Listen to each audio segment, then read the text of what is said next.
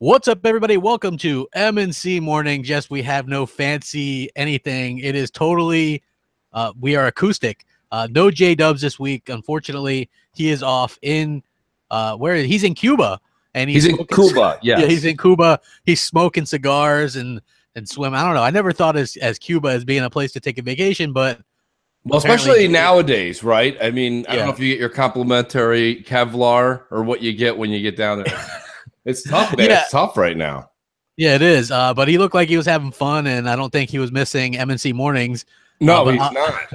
But obviously, just so everybody knows, he's a big part of the show and helps us really sound good and helps the show really along. Like you'll probably notice that it sounds completely different, and there's not going to be any Skype calls, and there's not going to be any voicemails this week. Yeah, this is going back to our roots. This is like the first time. This is like getting to experience Crap Gamer when he had just 1,000 subs. I mean, this is great though because it gives us an opportunity to literally just BS back and forth. I was telling Crap we did.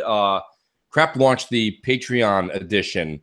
MNC Mornings we did in an evening one time for just our Patreon guys, and it's a great listen. It's on Crap's channel now. It's only an hour. And we didn't know how it was going to go, right? Kind of like today, we're like, geez, we've been doing MNC in a certain rhythm, and we have a setup, and we have meetings before, and none of that occurred. So we're like, I wonder how today's going to go. But that was very similar when we did that a few weeks ago, and we do have our Patreon only a special edition MNC coming out this week. So anyone who is a Patreon, please do. Yeah. We did not forget you. It is coming out this week, and the link will be up on Patreon. Yeah, and it stays exclusive for a couple weeks. Eventually, we usually will upload it to iTunes and things like that. So it is raw. It's bareback, if you will. Sorry. Yeah. So it's gonna be a good time, and we really appreciate all the support and things like that. Also, the reason we're doing it this week on my channel is because, well, for one thing, I was thinking about it too. I felt bad. I was like, so we're gonna have it without all the production and phone calls and stuff on Mooch's channel, and then it'll go back to being this big production on my channel back. Right. You know what I mean? So it's I was like throw Mooch a bone here, right? Yeah. So I was like, okay, well, I'll host it this week, and then next week we're doing the game giveaway as well. So, right, everybody that has contributed to the Patreon is entered to win the raffle. And we're doing that once every month, and it's a brand new game, whatever game you want. Prey just came out, Injustice is coming out soon. I believe Tekken 7 is coming out next month. It's going to be a real good time to kind of get in on that. All it is, it's a buck. Well, I got a question, Crap. Listen, since we're unplugged today, anytime someone brings something up, I'm just going to feel the need to have to interject here and speak on it. And here's my whole thing. We were playing last night in the Mortal Kombat tournament, okay? And you'd mentioned Injustice. And I got beat badly by Zaire. Zodfather took care of me 6-1. But here's the thing, and we'll get into that. We're not going to cut that short because it was a hell of a fight. But I will say this much. Where's the incentive if you're an Injustice fan to go pick this game up? Because I've been watching all the behind the scenes, all the firsts on IGN. Every time they have a 2-minute reel of any new character that comes out, so you can see their fatality, their brutality, whatever. They show you the whole nine. Yeah. And don't get me wrong, I get it. You say I'm a comic book guy or gal. I like that. Guess what? I need to get Injustice. But do you? It's really Mortal Kombat XL with a Batman outfit. Yeah. You know what I mean? Like, do you guys feel like that? I mean, no one ever talks about that with fighting games. With fighting games, it's like, oh, fighting games like Tekken 7. Last night we were talking about that a lot. Shout out to K Mega. Like, we were talking about Tekken 7 coming out and blah, blah, and he's pumped and primed for it. And I'm like, it looks like Tekken 6, 5, 4, 3, 2, 1 blast off. I mean, I don't understand why. Where's this excitement? Because, I mean, I left the fighter thing in the 90s, like when that was the thing. That was the thing. Okay, the way we talk about RPGs now, that's how we talked about fighters back then. Yeah, that's actually coincidentally that's when I was gaming with on fighters as well. And then when, I know you're not going to like this, but when Killer Instinct came back this generation, that kind of rekindled my love for fighters. Right. And so since then, I've been able to. I have Mortal Kombat XL, and I like that game. I'm terrible at it, but it's still fun. Like, you and me playing that against each other is like a match of futility, like jumping around each other. You're right, Crap. And the more and more I've played it, because I didn't want to completely look like it's one thing to lose in the tournament. It's one thing when you're just sitting there and only doing a Hadouken or an uppercut. You look like a retard. So, you know what I mean? Like, you have to make sure you know what you're doing. And so I played enough of it to kind of get a balance of some of the specials and some of the combos. And that was great. But again, I don't know where, like, I see you guys playing Killer Instinct so much, Yeah. you know, and it's just like, I'm like, what in the world is going on that keeps people so interested in Killer Instinct for so long? I get the Mortal Kombat because the Mortal Kombat, first of all, Mortal Kombat was very smart crap. They have Jason Voorhees, Leatherface. They added a lot of characters to the game. Yeah, the alien, xenomorph, Predator. It really kind of brought everything up to snuff. So it keeps things, you know, with the Injustice games, you have all the current comics and all the this and that, blah, blah. But when you look at Killer Instinct, it's like, again, Killer Instinct for me is like a third world video game. You know what I mean? Like I don't, and don't get me wrong, I understand. Look, I might be in the minority here. I'm willing to accept that at this point. I'm just at the point right now where I'm like, I can't see how you guys are playing. I see Bam's on Killer Instinct a couple hours a week at least, you know, and I'm like, that's just amazing to me. What's the lore crap? What's the lore with Killer Instinct? You know, Killer Instinct is pretty fun because they've added so much to it, like the Shadow Lord stuff. So there's like the stories, there's like there's a lot of different modes, the survival modes. They're actually adding new characters, even though they're not technically seasoned characters or anything. They're just added a couple new ones with Kilgore and I think one or two other ones. So they're constantly updating it and adding more things to it, and I think that's a pretty big draw. Right. Unlike Mortal Kombat, which a lot of that the achievements and stuff are based on, okay, spill 1,000,000 pints of blood with this character, do 50 backflips, and you know, defeat 1,000 enemies online and get 5 gamer score. You know, with Killer Instinct, I think I have almost 2,000 gamer score on that game. And a lot of it isn't even online based. It's just I played through the story. I've gotten the medals and stuff like that for doing certain things. So I think that's the appeal to it. For me, I think that it's just stringing together the combos is a lot easier. I can get a couple hits and rarely in Mortal Kombat, but in Killer Instinct, it's like it's based on that combo and then being able to break the combos and things like that. What's up, Goldblum in the chat? I see Goldblum in the chat. Goldblum has become quite mouthy during game night. Isn't it funny? I mean, at one point, see, when I was first introduced to Goldblum, anyone who doesn't know, that's Dark Optimus is now known as he's Goldblum. Known as Dark Optimus. Now he's Goldblum. Yeah. Goldblum was in the chat last night. And again, he used to be just so like, hey, what's going on, guys? And then like just playing them like, hey, is it my turn to play, guys? And now he's like talking so much shit, right, while we're playing. Yeah. And I think at one point last night, I'm like, who the hell's talking right now? Who is this? Who is killing me right now? Who is this? So anyways, shout out to Goldblum. No, we had a lot of fun last night. We played till like 2 a.m. Eastern time. And, man, it was wild. We had quite a group. Shout out to Luca from the second floor. Luca popped in for a little while. She hung out with us. She did a, hey, what's going on, everybody? Oh, wait, I got to fix my headphones. Boop, gone. And was like, all right. So I was like, all right. So Luca popped in for a little while. But yeah, the community game night is kind of really morphed into something, right? It's not just, hey, community game night, 9:30 to 11:30, be there, be square, see you next Saturday. It's turned into a fluctuation between Gamers Knows Best's channel and then the Quest guys. They kind of go back and forth, which is very cool. And then with, you know, I'm kind of like I sabotage. I seem to come in and I'm like, hey, what are you guys playing? That's really cool. I want to play something else.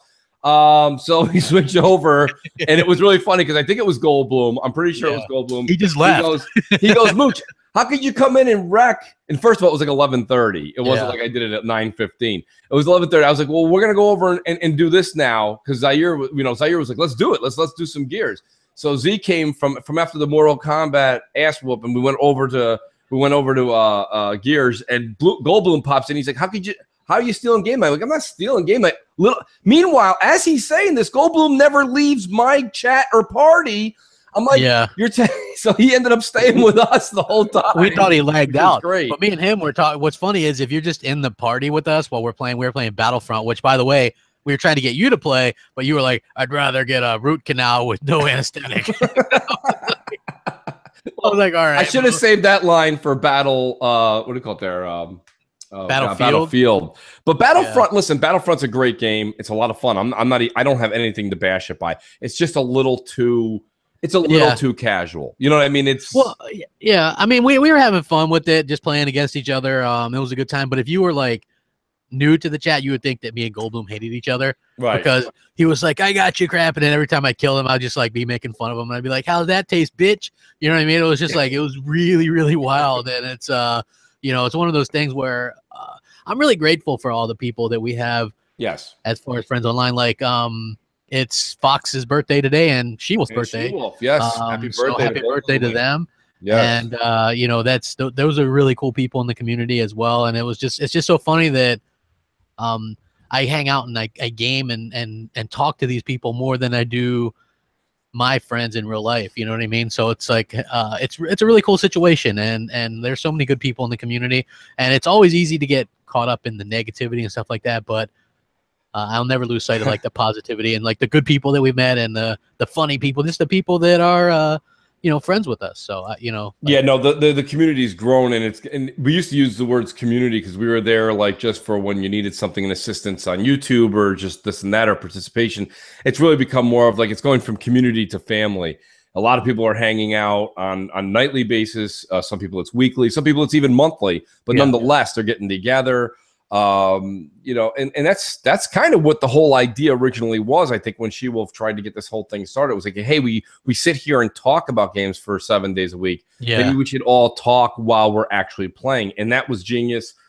It morphed in, like I said, this growing is only good. There's no bad that comes out of this. So what I saw yesterday was great. You had all different folks at like all different types of genres coming together, playing a game. And what's funny is we all seem to always meet back at Gears. Yeah, you guys were like, get on Gears, and I was like, man, it's super late. I was like, man, there's just no way. Once it hits like 11:30, there is no way that I'm gonna be able to game and be coherent.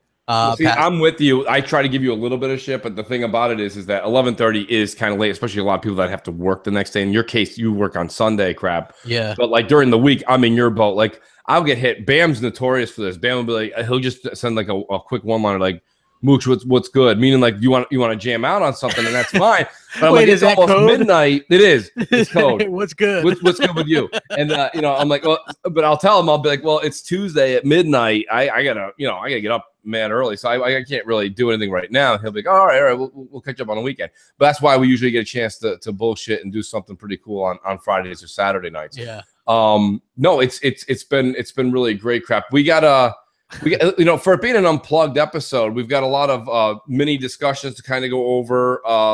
We might. I'm not no promises. We might bring somebody in today just for fun.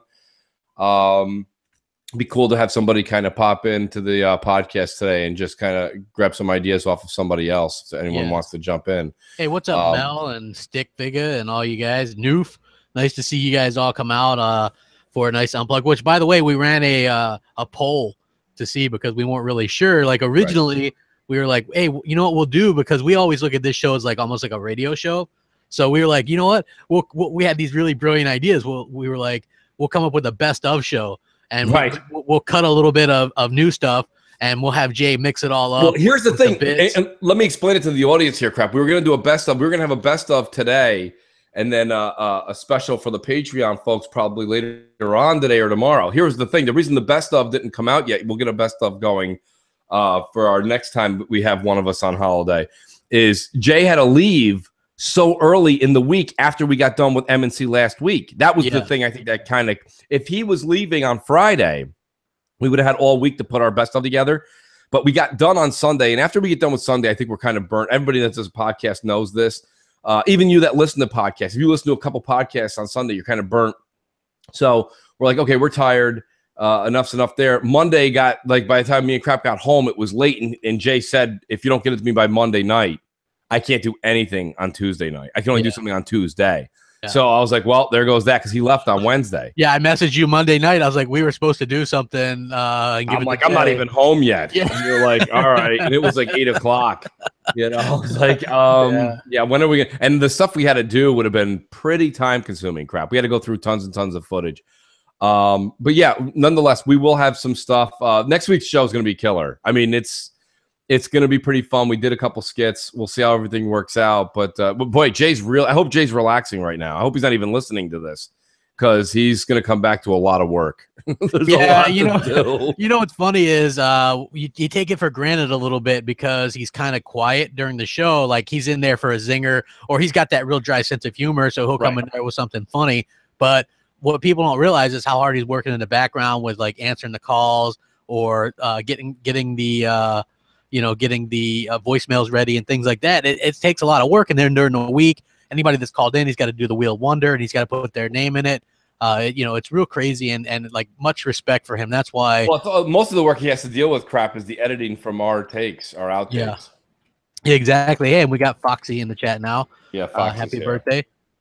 Most definitely. I think that Crap, what do we got? We do have a topic we can kind of dive into and then let it, with the way we are. We start on a topic and we gotta get way off. We've got a lot of topics. I was like, hey, let's go ahead and let's run some topics. And if you guys don't remember, Xbox Nation kind of at one point with me and Mooch just kind of going back and forth on stuff because this is actually how that's why MNC Mornings is kind of born. As Xbox Nation, before it was Xbox Nation, was just Crap goes, I think I'm going to do my own gig. Do you want to come on and we'll just talk for an hour? That's still like, that's the joke. There's the joke. Yeah. Like, there's no way. There's no way. You want to do a podcast for 45 minutes or so? Yeah, more like an hour and 45 minutes. Like it was funny. I think what was it, 2 weeks ago? I did Console Corner, and they're like, "Wow, this is getting lengthy." I'm like, "Go and check anybody who's ever had me on their podcast." I think I also have the record for 4 Guys with Quarters when I was on there. We broke 2.5 hours, and we only left because I think Inferno had to do a baseball game with his kid. Like, it's gonna run long. We've always got a lot to talk about. So that's why I said, Crap, grab some hot topics. And I said, we'll see if the chat or if somebody wants to jump in too. That would be fun. Yeah, if somebody's in the chat that knows us or follows us on Twitter and you want to hop in for a little bit, let me know. DM me on Twitter or something, and we'll see. DM Crap, and we can go from there. Yeah, like that would be cool. So I think one of the hottest topics is this PlayStation 5 stuff. I think that. I think that it's complete and utter nonsense. I actually don't think. Yeah, I don't think it serves Sony or Microsoft well at all. Like people are like, "Oh man, if they mention this or it could be true, it'll hurt the Scorpio."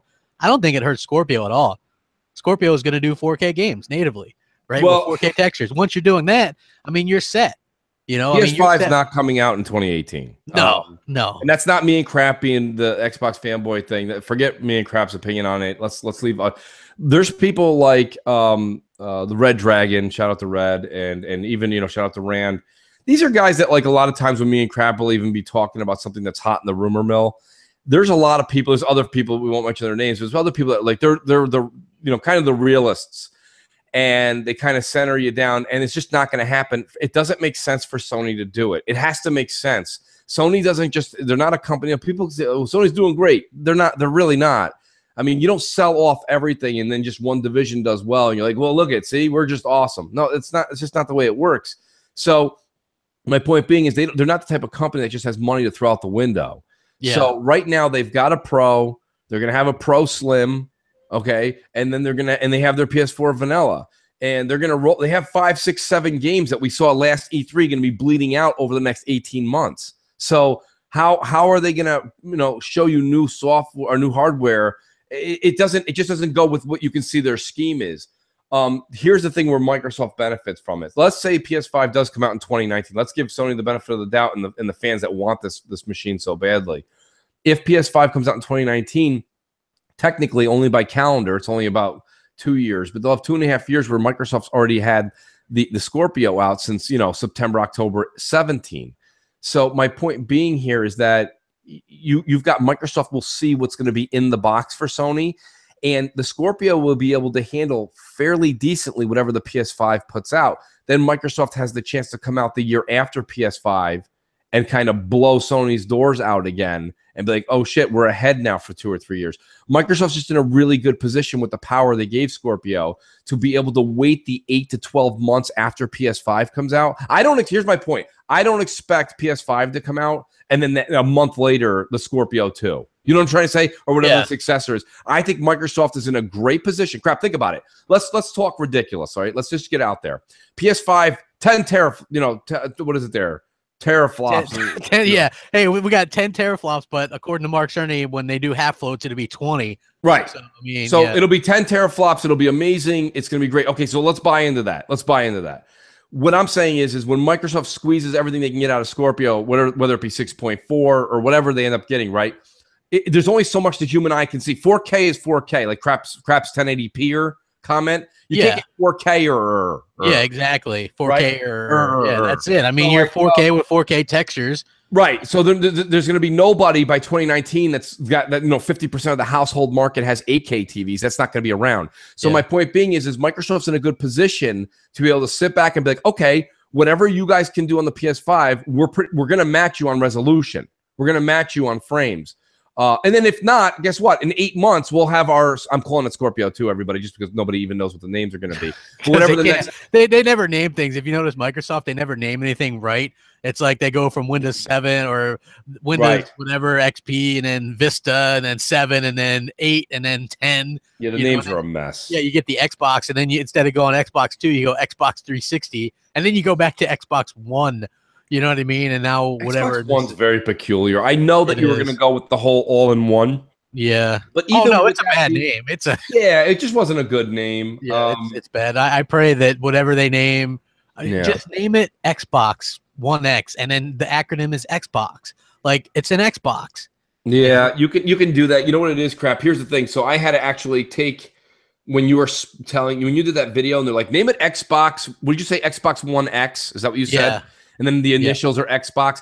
I had to break out my Ovaltine decoder ring when you were saying that. I'm sitting there and I'm like, it's still not very clear. Yeah, XBOX.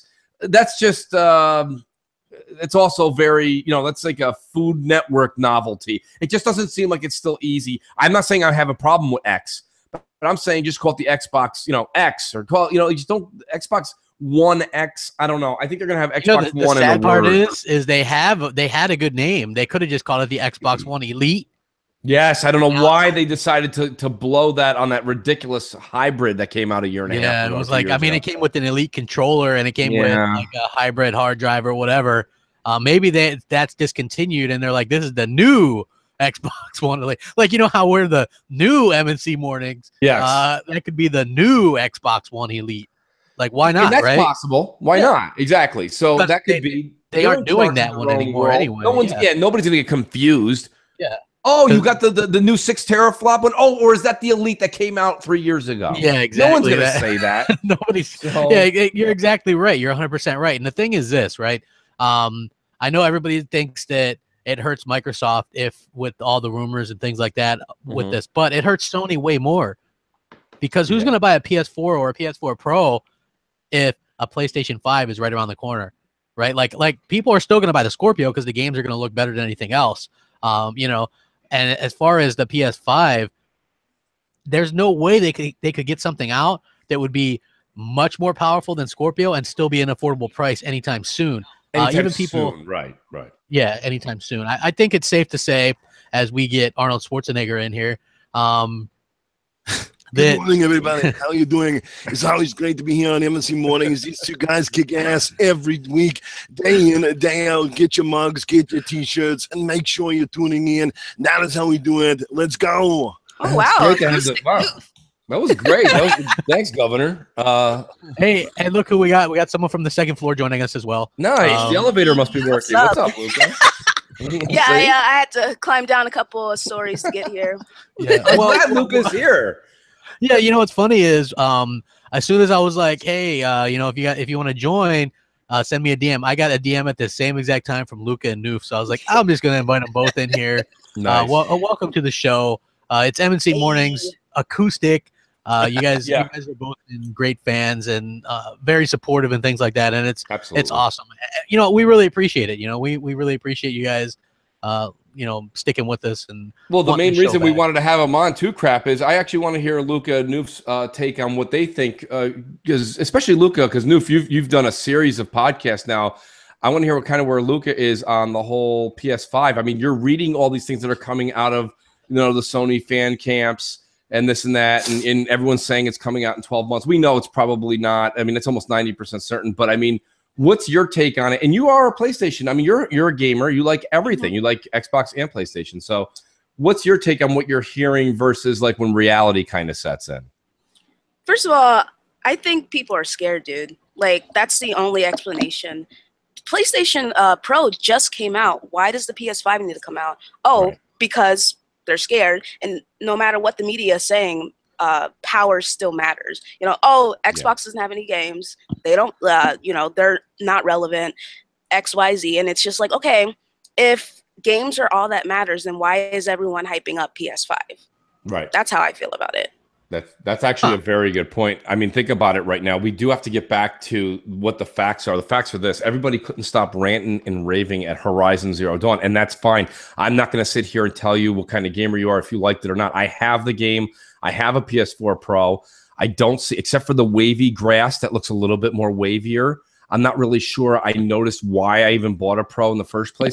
And a couple of weeks after it was released, after the hype and the medias and the 9s out of 10s faded away, the game just kind of fizzled out. No one talks about it anymore. It's kind of dead air. And that's where I'm kind of tying this into what Luca just said. Because realistically, when it comes down to it, at the end of the day, after those 3 weeks go away from a great title like a Horizon, if you will, if that's what meets your fancy, what ends up happening is the news only rolls with the most powerful console again. There we go again, right? Digital Foundries and so-and-so. Let's do a side, but they're still doing side-by-sides. Right now, IGN has a Prey side-by-side, Xbox One, PS4, PC. Why? Why? Who has not caught on yet that it's 900p, 1080p, and 4,000 zillion p on the PC? Yeah. We got it. We understand, right? I mean, how many more times do we got to see this? And I feel bad, actually, for the guy who's got to do the voiceover because he's out of material. You know what I mean? We couldn't do M&C Mornings the same topic from 6 years ago. I mean, it would be really boring right now. So they're like, you know, as you can clearly see, the pimple on the Xbox One is a bit shady and cast characteristics are falling off the side. It's like everyone's just falling asleep. Just to be fair, right? Like yesterday, I was like, man, I hope M&C Mornings isn't lame because we don't have Jay and we can't do any of this stuff. And he goes, no, man, I'm in a mood. Trust me, I'm going to be going off. Oh, yeah. I was like, good. Like, yeah, sometimes I'm just still in awe, man. Mooch, man. That's what we missed. It's just coffee. It's just the coffee, people. Yeah, I love those rants. But I really think, I mean, they're just doing it while they still can, like trying to hype up PlayStation while they still can. The monster is coming and everyone fucking knows it. They're scared. Yeah, and you dropped an F-bomb on the morning show, so we got. Oh, I'm sorry. No, it's all good. Okay. I'm just fucking with you. Well, you know, yeah, there's no question, guys. We're going to see a PlayStation 5 at some point. We're going to see another iteration of the Xbox beyond Scorpio as well. I mean, that's pretty much a given for this industry. PlayStation 5 is not coming next year. I don't care what anybody says. It's not ready to go. Plus, I think they could do too much damage to their brand if they brought it out, pissing off people that are new to the PS4 or people that just bought a PS4 Pro. I don't understand it. Now, in the same sentence, are they likely to even drop some kind of hint or some info towards it? I wouldn't be surprised, only because, you know, they want to steal Microsoft's thunder. Everything that Sony is doing right now feels like they're just basically sidestepping what they see as a big market push from Xbox. Now, I don't think even with Scorpio that, you know, we're going to see the Xbox sales overall eclipse maybe PlayStation sales, at least on a worldwide basis. But as I've said many, many times before, Scorpio is far beyond just being a beast, being a hardware push. Scorpio is essentially a return to form for the brand. It's a chance to capture, like I said, a market share, but it's also a chance to drive hype into the next generation. It's a chance to bring Xbox fans back on board, people who have been sort of disappointed this gen, people who may have still been riding the fence on an Xbox One because of the whole power narrative. And it was kind of embarrassing. I mean, let's face it, Phil has pretty much publicly said that he was not a fan of the Xbox One originally. I mean, I don't think it was a terrible piece of hardware, but he wasn't in charge of the division back then. So he really couldn't say those things at launch, but I'm sure he's had lots to say since then. And I feel like Scorpio is his baby. This is his chance to make his mark on the company. And I said, restore that fan, the fan faith back in the brand. And the thing about it, Noof, you're 110% right on what you're saying right there. The thing I've noticed, and I mentioned it on Xbox Nation a few weeks ago, is the problem is Phil has definitely kind of backstepped a little bit on some of his own words in a positive way. He originally had made comments about resolution and power, and then he went and made a beast like this. the one thing that Phil has said, in the past year, that he's like, I don't think it's a big deal to have third-party market deals. I think you're going to see Xbox Scorpio next year have a lot of third-party deals because they're going to go back to what worked in the 360. It worked for the 360. Now it's worked for the PS4 this generation, right, with grabbing as many as they can. It allows you to put the commercials out. It allows you to put the sticker on the box. It allows you to have the Wheaties with your logo on it, okay? Everything has your logo all over it. And marketing, there's a reason. There's no reason we have to have Coke and Pepsi still advertising at the Super Bowl. We get it. You're 1 and 2 respectively. But the point of the matter is they still spend $25 million for a 25-second ad to remind you, hey, not only are we 1 and 2, we want you to know we're 1 and 2. So the point being, and they flip-flop year to year. My whole point here is that Phil does understand this now, and he can't say or do anything this year because the money was spent elsewhere. But next year, you're going to see some third-party deals, I think, coming back to Microsoft. And this is the thing. Phil has, and that's what I like about Phil. This is not a negative thing. This is actually a positive thing. Anybody that says something and then is able to be like, okay, no, that I still believe what I said, but because the market's changed, I have to change my opinion and change my money, my financials to this version. I respect that because just like everybody else, all right, if you're into the stock market changes. Sometimes oats is high, okay, and coffee sells low. It's just the way it is. It's boring, but it is what it is, right? Yeah. But then when it flip-flops, you got to be ready to change with the market, whether you are allergic or, oats don't work with your diet. You got to be able to move forward. And so what he's going to do is he's going to make these respected changes, I think, as he moves forward. And that's a good thing, Crap. You know what I mean? We need to see a little bit more of that. We need the brand recognition on boxes, logos, and commercials. Well, it was funny, right? Because we were talking about early on when we weren't sure which marketing rights Sony had. We were like, well, there's no way they have Red Dead 2. There's no way they have that Battlefront 2, Call of Duty World War 2, and Destiny 2. There's no way. And now I'm hearing that there's a new Batman game and they potentially have that too. And I'm thinking, I'm thinking, wow, like you do have to have something to show off on your console at E3, even if it's, maybe Assassin's Creed will go Microsoft's way. Who knows? But eventually you're going to need some other stuff because we do know the majority of the stuff that's coming out. I think there's going to be a couple surprises, but I think overall the main thing that Xbox fans are getting this year is Scorpio's like this best piece to play all those games anyway. It's just we don't get to see them really playing those games probably just because they're not allowed. Yeah. But we're still going to have the best versions of those games, and they are kind of pushing that fact just through social media and things like that. Like, did you see that, like Mooch and Luca and Noof, did you see that commercial for Xbox Live? Yes. I did. Okay, awesome. I didn't. You didn't? Okay, well, it's like, for when it matters, Xbox Live, the best community, blah, blah, you know what I mean? Like, they're really pushing that narrative, and I thought that was really cool. And one of the things that I caught up, like, as soon as I start listening to it, I'm like, this is an American commercial, but it's got, like, European football player, or soccer players, excuse me, and that's going to appeal over there, and I think it's going to appeal over here as well. I mean, it grows here, like soccer. We have a soccer team in Orlando and stuff like that. But when I heard the song, I'm like, not everybody's going to pick up the meaning, but it's ecstasy of gold. Yeah, you get it. Yeah. You know what I mean? Like, to me, I was like, okay, that's going to have to make some people think, and they might not get it, but I got it. I thought it was brilliant, and then it's like, for when it matters, because if anyone from Microsoft's listening and they aren't, if they could just, if they could just hear me out for a second, can we please have one YouTube commercial that's not FIFA or Forza? You know what I mean? Like, isn't it? It seems like crap every time. If you look back to every time we're like, "Hey, Mooks, did you see that new commercial that came out?" And I'm like, "Yeah." Don't get me wrong, the premise and the wording is spot on. But then you have, after that full 2-minute introduction, right? The two guys sit down, pull their sleeves up, and let's play some FIFA? Like, dude, all this build up? I mean, that's crazy, right? Hey, let's point this out, Mooch, right? Like, soccer, that might not be our thing, but the rest of the world, that's the thing, right? That's like the huge thing. Like, people are messaging me when I did a video about it. I'm like, hey, that's an amazing commercial. People are like, you don't understand. That commercial is going to really resonate with the rest of the world because those are well-known soccer players. And I'm like, well, they call them football players. And I'm like, oh, okay, so they're soccer players. That's, you know what I mean? Like, so those are like two really well-known soccer players, and that commercial is very effective. Yeah. So I think that, just thinking outside of the U.S., even like Mexico, Brazil, all huge soccer fans. You know, like shout out to the Brazilians that you know, those people. If you ever follow those people on Twitter, they have some of the funniest memes ever. I'm gonna get a little bit more specific here, guys. Tell me what you think. I'm gonna say this, and then I really want to open it up to Luca and Noof here. Here's my thing. We got to understand that the fluctuation in the market that would happen drastically anywhere else, okay, anywhere else you're only going to see that drastic market change in the United States. And let me explain this. A lot of the Sony people that went, or a lot of the 360 people that went and bought PS4s, when they see the power difference, or they see maybe a Madden commercial, or they see something a little bit more that resonates more American, they're the customer that will be like, I have expendable cash. I have $400. I'll go buy a Scorpio. Okay. I'll make this move. I'll be a dual console home. Okay. In the United States.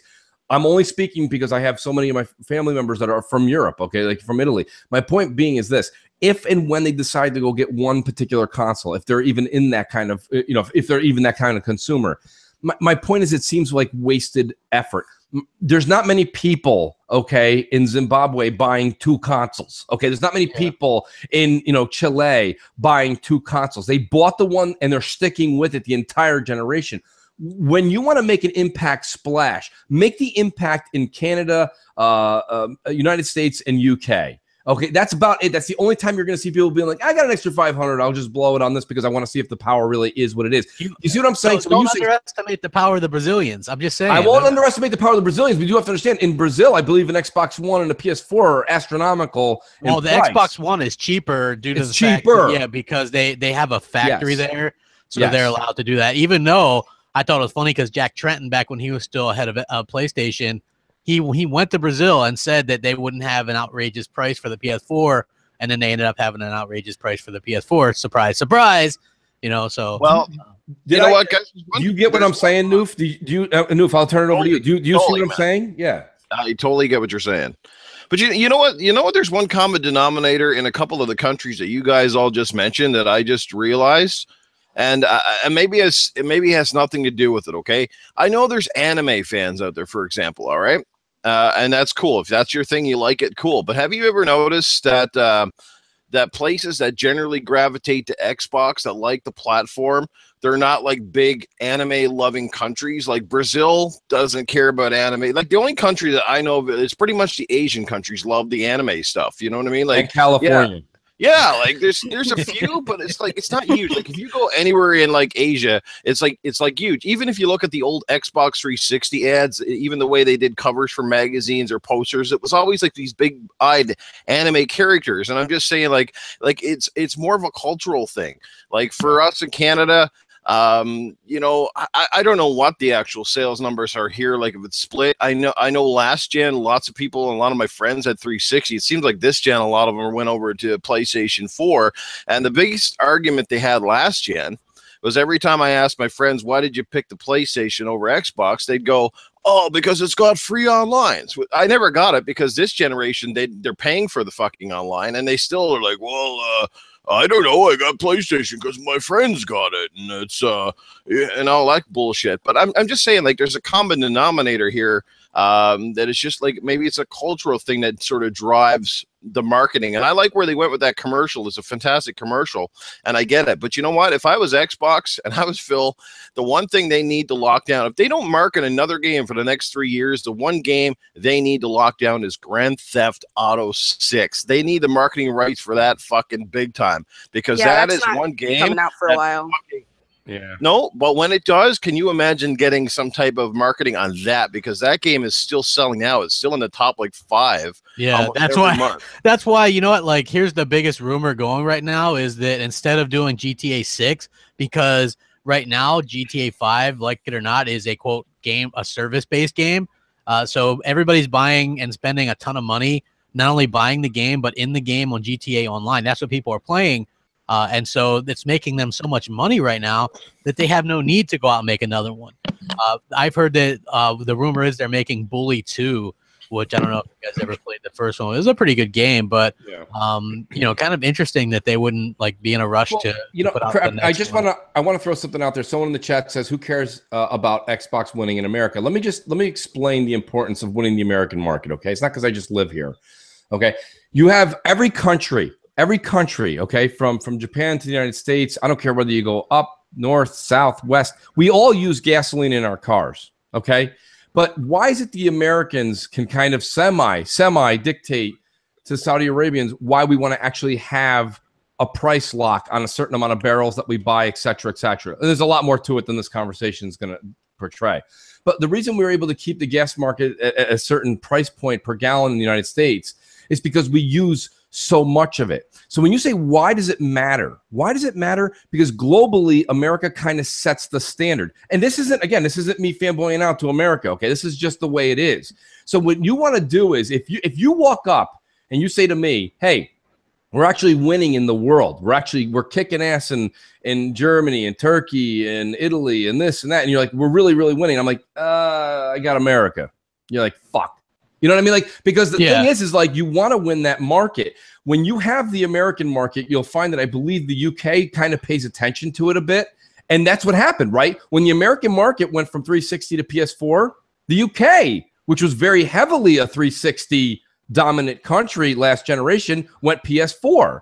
And then when the S came out and everything kicked ass, all the numbers changed in the UK. So it's kind of a trend leader. So does it matter that you win just the American? No, you don't want to win just the American market. I understand that's not everything, but it's a huge cog into the gear. You know, it's a big deal. It's a big deal in the overall play of like owning the bigger part of this sales predicament in this generation. That's the way I look at it. And there's a lot more to it than we're going to get into on the show, or more than I even know on it.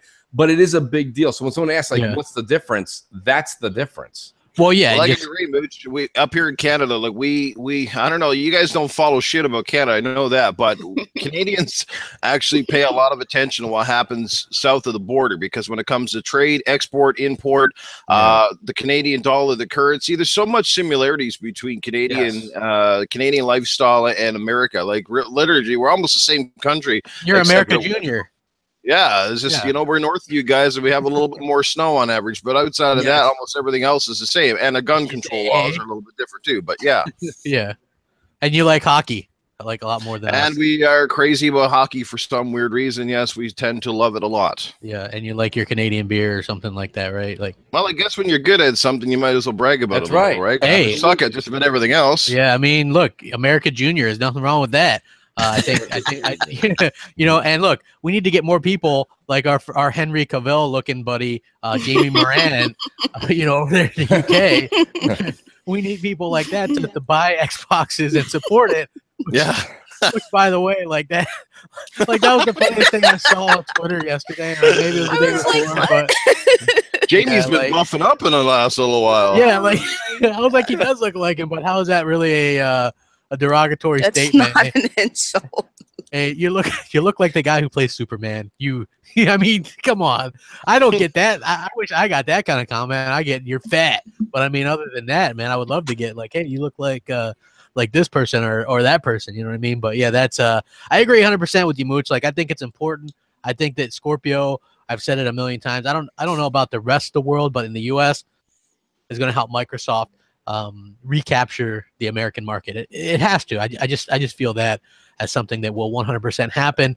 And just going back to the original topic on the PS4 or the PS5, I think that if Sony does, I think Sony doesn't want to talk about the PS5 for the simple fact that that'll make people not buy the PS4. And since it's not coming anytime soon, do you really want people not buying the PS4 for a couple of years? Like, that's not going to go. Yeah, that's not going to be a very smart marketing idea. So yeah, they're not going to mention it. Yeah, it's like Tim Cook came out and he said that the sales for the iPhone 7 are slowing down because the rumors of iPhone 8 are coming out. Like, they don't want to talk about this right now. Sony really doesn't have to do anything. If what they're saying is true and it's 60 million, then they got a great momentum going, and they don't want to cut the cycle short early. Yeah. Well, that's exactly the good analogy with the Tim Cook thing. By the way, Luca, don't you dare leave iOS. So, but she's right, because 7 sales are down. But it's funny. It's kind of ironic because they were talking to somebody in the know, and they were saying something along the lines of, how do you feel? They're talking to an Apple rep, and they were like, yep, we know our sales are down. And the guy had a grin on his face. Like, why are you happy? He's like, we know our sales are down, because they know that their customers are waiting to explode in October to go, you're going to see lines forming again. You know what I mean? So as much as you Android people like to make fun of us Apple people and the And lines. Windows. I'm a Windows person. Windows people can't say anything. They are still can't get group texts in Twitter. Well, I think it depends on which one. Like I have an does. older Windows phone. Like I mean, one day I might get something else, but I don't know if it would be Apple or not. USA baby, stick with us. It's all right. Yeah, USA, A-OK. Free, man. And let me tell you, I wanted to love my Windows phone so much, but it just did not work right very well. I can't remember. It was the Nokia 4020 or some shit. But yeah, my Apple phone, I think I had the iPhone 4. That was fantastic. And right now I'm running an LG Android, which I'm really enjoying quite a bit, actually. Well, yeah, I mean, like mine's interesting for the simple fact that that I could get Xbox achievements, and maybe that's not like a thing for you guys, but if like I'm just like taking a dump or something, I can just sit there and play some, play a little something on there. Get great visual for all of you enjoying your Belgian waffles right now. Just enjoy that. Get a couple achievements off there. Like he's in the washroom playing Flappy Bird, everybody. Yeah, you know what I mean. But I'm going to stick with the PS5 subject line here, crap, and kind of and try to tie it back to something I've said many times on the podcast. What I find ironic is you'll have somebody just throw the rumor out there about it, and everybody, even the media, everybody's rolling with it. They're rolling with it. Could it be? Is it really? Is Yoshida up to something? Meanwhile, when something actually credible comes out from Xbox, they're like, nah, media doesn't cover it. We're just fanboy talk. It's ridiculous. Remember the whole 6 teraflop thing? They're like, are you out of your mind? 4.2 teraflops is the real monster. They couldn't do anything like nothing. Nobody's running with it. There's nothing coming. Nobody knew it. It's just what I'm saying is people stop giving Sony credit before anything actually happens. Somebody know what I mean? It might be. Well, it is breakfast / brunch. Okay. You know, so it's it sounds like rappers. Sounds like a rapper. Sorry, bro. I was getting some Advil. I was up late as fuck last night. Oh, okay, yeah. I heard you were partying with Fox. I was gonna go to bed, but then I saw she came on. I was like, I guess I'm not going to bed. Tell us the truth, Luca. You got a bag of Skittles and a fucking Dr. Pepper ready to roll. I'm actually eating some Starburst right now. Oh yeah. Oh man, I miss Starburst so much. Crap is angry. I miss them. I do. But I also wanted to talk about. Also, we do have a top 10 we're gonna do live. So yeah, I'm gonna hold that ransom to about probably 250 likes. So we've got almost 500 watching. I think we should be able to get to 250 fairly easy. And so we'd be doing a top 10 that's completely off the cuff. Me and Mooch talked about it like literally 2 minutes before we went live, and then worked it out. It's going to happen, folks. At 250 the top 10 will be a tribute to She-Wolf and her birthday. It's a software subject, so yes. She'll be happy to know it's gaming. Yeah, has she made her way to the chat yet? She may. Oh, if today's her birthday and she was partying last night, she may also be eating Advil like Skittles. Yes. Like but Fox did make it here, so we do have that. Fox is here, yeah. We don't know how much Fox actually drinks. We know that She-Wolf is a daiquiri queen. We do know that. Yeah, well, yeah, I seen the pictures. Like these things are like they look like a 2-liter of daiquiri. Yeah, well, not just that, but the last time she took the picture out of a rum and Coke, it was clear. Okay, there was no Coke. It was all rum. So I was like, well, that's an interesting version you guys make down in Florida. The heat must really have gotten to you. Yeah, well, they don't sell quarts here. They sell the hell or what are those 20 ounces or whatever they sell. You got to buy them in quarts or something like that, like 40 ounces. They don't sell them here. Like I can remember, when I was a kid. Well, I don't want to say kid, but I've always had a beard since I was about 13. So, at about 13, 14, 15, I could go get liquor. And I could bring it back to my friends, and we'd like play quarters and stuff like that or whatever. And it was always good fun because I could get served, and like you couldn't get the 20. They don't sell those there, the 40 ounces. You had to get quarts, and they're like, we used to get this shit, like scrounge up some quarters, and we get this stuff called Silver Thunder. It was like the worst tasting malt liquor ever. And but that's what we'd get, and we'd just have parties with that. Like back in the day, I don't even drink anymore for the most part, but. That's very sad to hear. Yeah. Well, they say if you drink by yourself, you're an alcoholic. Well, you live with your brother and his wife, so you have company all the time. Yeah, but we don't really see each other that often. You know It's what like I mean? built-in company. That's fantastic. Yeah, we work different hours though. Like, so I work mornings, they work mostly evenings or nights. So for the most part, the only time that I see them is Wednesday. I see Hellhammer because he does the show, and then for the rest of the time, I don't really see the rest of them hardly at all. Once in a while, we'll like have a drink or something like that. One time, in case anyone's tuning in late, this is Crap. This is your life. Yeah, yo, well, sorry. Crap had a beard at 13. He was buying booze at 15 and doesn't like to drink alone. And now we're finding out his brother's work schedule. Yeah, well, I mean, I'm just saying, you know, people want to know a little bit more about Crap. I'm giving you shit, Crap. If we talk about phones for more than 2 minutes, you change the name on the podcast. Well, okay, I got something. I just want to say real quick that you can really tell that they must be hiring these journalists like off the street or something, because the fact that there are people who are hyping up the PS5, like, weren't they around when what was it, Sega like messed up like that? They kept coming out with new hardware. Was it them? Yes. Well, here's what Sega did, right? It's called losing consumer confidence, because what they did was they had the Sega Genesis, which was actually really popular and only slightly behind the Super Nintendo. Then they came out with that awful Sega CD that was like a leech on the Genesis, and that expanded the life a little bit. And then they came out with the 32X, which they immediately dropped support for. So they kept coming out with these devices, and then what happened was people would buy these things, and they're expensive, and then they wouldn't support them. They wouldn't put games out for them or anything like that. Then they came out with this really expensive Sega Saturn, which the games were inferior to other versions.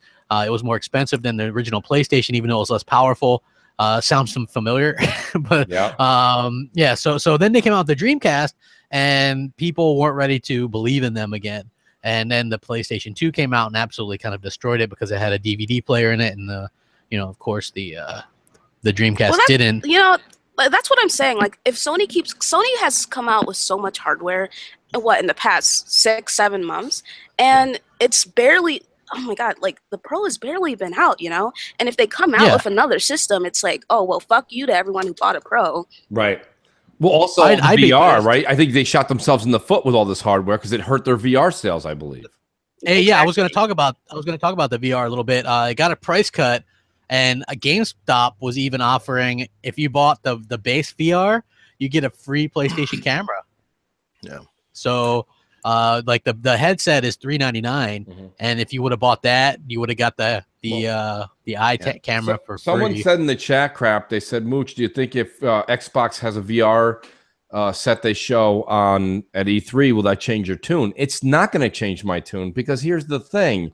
People are like, well, you don't knock it till you try it. So what does that mean, really? What does that really mean? Does that mean I need to go spend $200 and know I don't like something? If someone says to you, hey, do you want anchovies on your pizza? And you're like, no, I don't like anchovies and that much salt. Don't knock it till you try it. Don't suck that dick, Mooch. Oh, don't knock it till you try it, Mooch. I'd be like someone saying a hot girl next door got fucking nails in her vagina. I'm not sticking it in there. Oh my God. No chills. No chills till. He at least waited till noon. Yeah, I thought mine was bad, but it was bad. But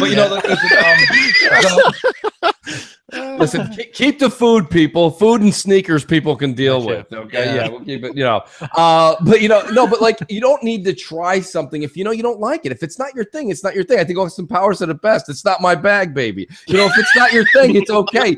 You don't have to go spend this kind of money to figure out you don't want to get dizzy on the couch, or not know your family's home, or not know where you are when you trip over your coffee table. These are things people just know they don't dig. Yeah. And it's like I said, listen, I gave this analogy a long time ago. I think enough times passed where I can use it again. Anybody who's familiar with the arcade era, and I know there's a lot of people in the chat that are, Luca's too young to remember arcades at all. But I mean, I think she'll get the reference. When you walked into an arcade, they had all the 25, 50 cent, 75 cent type of games right up front. And then in the back, they had the one where you had the $2, the $2.75. And it was an experience, okay? Let's use the words that VR people use. It was an experience. So whenever you would go there, you'd be like, okay, let's say the four of us right now, we're in the arcade. I come back up the front and Luke would be like, "Oh, did you try out that crazy racing simulator in the back? It's like the one that's like $250 or $3." And I'm like, "Yeah, I did it last week." And you're like, "Well, are you going to do it again?" I'm like, "No, I played it last week. Like, I'm done. I experienced it." Like, very few times, except for diehard Star Wars fans, do people go see a movie in the theater and then go back and see it again the next day in the theater for the same ridiculous cost because it was a great experience. Usually you'll be like, "I'll wait till it comes home," right? Well, yeah, there's a few, but I mean, I saw Guardians twice, Thursday and yesterday. Family, it was worth it. What's up, everybody? What's up, Fox? Happy birthday! Yes, happy birthday. Yeah. Happy I just birthday, wanted to Fox. pass by. Girl, you already know. Yeah, I know. I want She's to remind a million everyone, though, times. guys. I want to remind everybody of something here because I've seen this lately on Twitter and social media that people are saying, "Oh, you Xbox guys getting so excited over Scorpio, blah blah blah blah blah," and it's like, but yet you're shitting all over the PS4, and they're like hardware iterations. Well, what about the Xbox One S? Was there any need for that? Blah blah blah. People are buying that, and now you're going to go out and buy the Scorpio, and it's, but it's like. I want to remind everyone, the Xbox One S was only a slim version of the Xbox. It's just that Microsoft didn't fucking cheap out. They decided to actually make it a worthwhile investment for those who were new to the brand, and they, you know, a better console. They actually put a 4K Blu-ray player in the damn thing. They made it slimmer. They made it a little bit faster, better in every regard. Yeah. Like Mooch, you said this before. Like for people that owned a PS4, the vanilla, like what was the real reason to go out and get a slim? There was absolutely no incentive to buy the newer slim because there was no upgrade to it whatsoever. As a matter of fact, it was a downgrade because they even took some of the stuff off the back. But you know, like you can't compare Xbox One S into like Scorpio. It's its own entity on its own, and it's a direct competitor to PS4 Pro, not the PS4 or not the Xbox One S. It's a competitor to the Pro. Like it's just people always have this stupid logic that I never get. Yeah, I agree. Like Fox, what do you think about any of this stuff since you're in here for a minute? What's your thoughts? I know you don't even have a PlayStation 4, but what do you think about this PS5 nonsense? I'm not spending my money on that. I borrow my brother's PlayStation. I think that's good enough. I was just gonna say Fox is the most used PS player that doesn't have a PS of all time, though. Yeah, Fox she knows what she's talking about with PlayStation. She plays her brother's shit. Yeah. Okay. Yeah. Well. I mean, that's smart. Like, absolutely. You know, also smart is Hellhammer because he just got the leftovers of my original PS4. Yeah, he mooches just like me. He mooches. I was like, hey, like I was about to box it up, and I was like, you want to use this? You know what I mean? He's like, sure. You know what I mean? So yeah, but props to you because it's probably smarter. Like. Previous generations, I could split my time more on multiple consoles.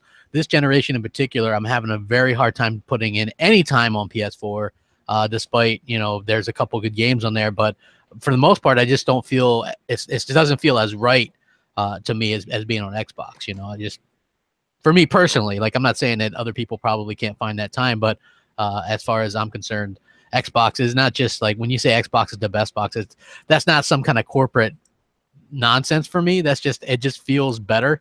Like I don't know, it's just it's hard to explain. Let me tell you, crap. Let me tell you. Listen, I can't talk to anyone on PlayStation. You know, I just can't do that anymore. Fucking weirdos, all of them. Like I'm just minding my business as per usual, and I'm playing Dark Souls, and someone's like, "Hey, you know, I'm gonna invite you to a party chat," and it was like the worst mistake of my entire life. And I was like, you know what? I gotta go. Let me go back to Xbox. Let me go back to my people where they respect me and aren't gonna be saying a bunch of crazy nonsense to me. My people. Like it really makes you appreciate what you have. It does. You don't know what you have till it's gone. Well, I'm going to take it a step further from what Luke is saying. Luke is actually talking about like incidents where she's actually talked to people. My thing with PlayStation that I find hard is there's no one to talk to. There's nobody, like everyone is so in their own world. I've got so many different people that I know that are on PS4, and this goes even for Xbox guys. I think even us, we become introverts when we go to that console, because the minute you go there, I'll see sometimes Xbot,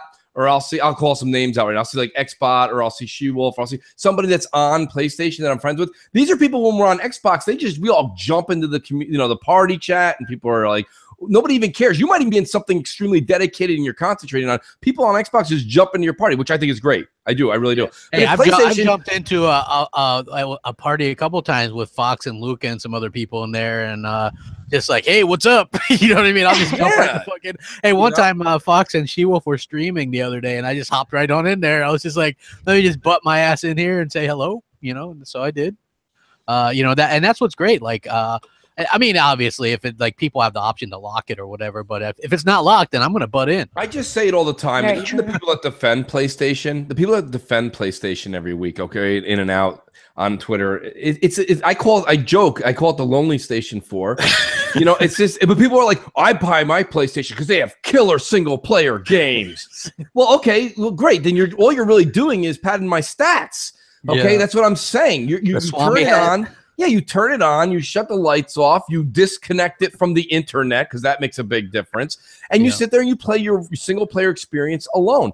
I've said this time and time again, and I'm surprised. I'm generally surprised that Xbox had the issue that they had this generation, losing people going to the PlayStation. When Microsoft puts commercials like they just recently did, and we've been saying they're online, Microsoft and the Xbox brand seem to be built for more of the social networking, okay, the social gaming, multiplayer.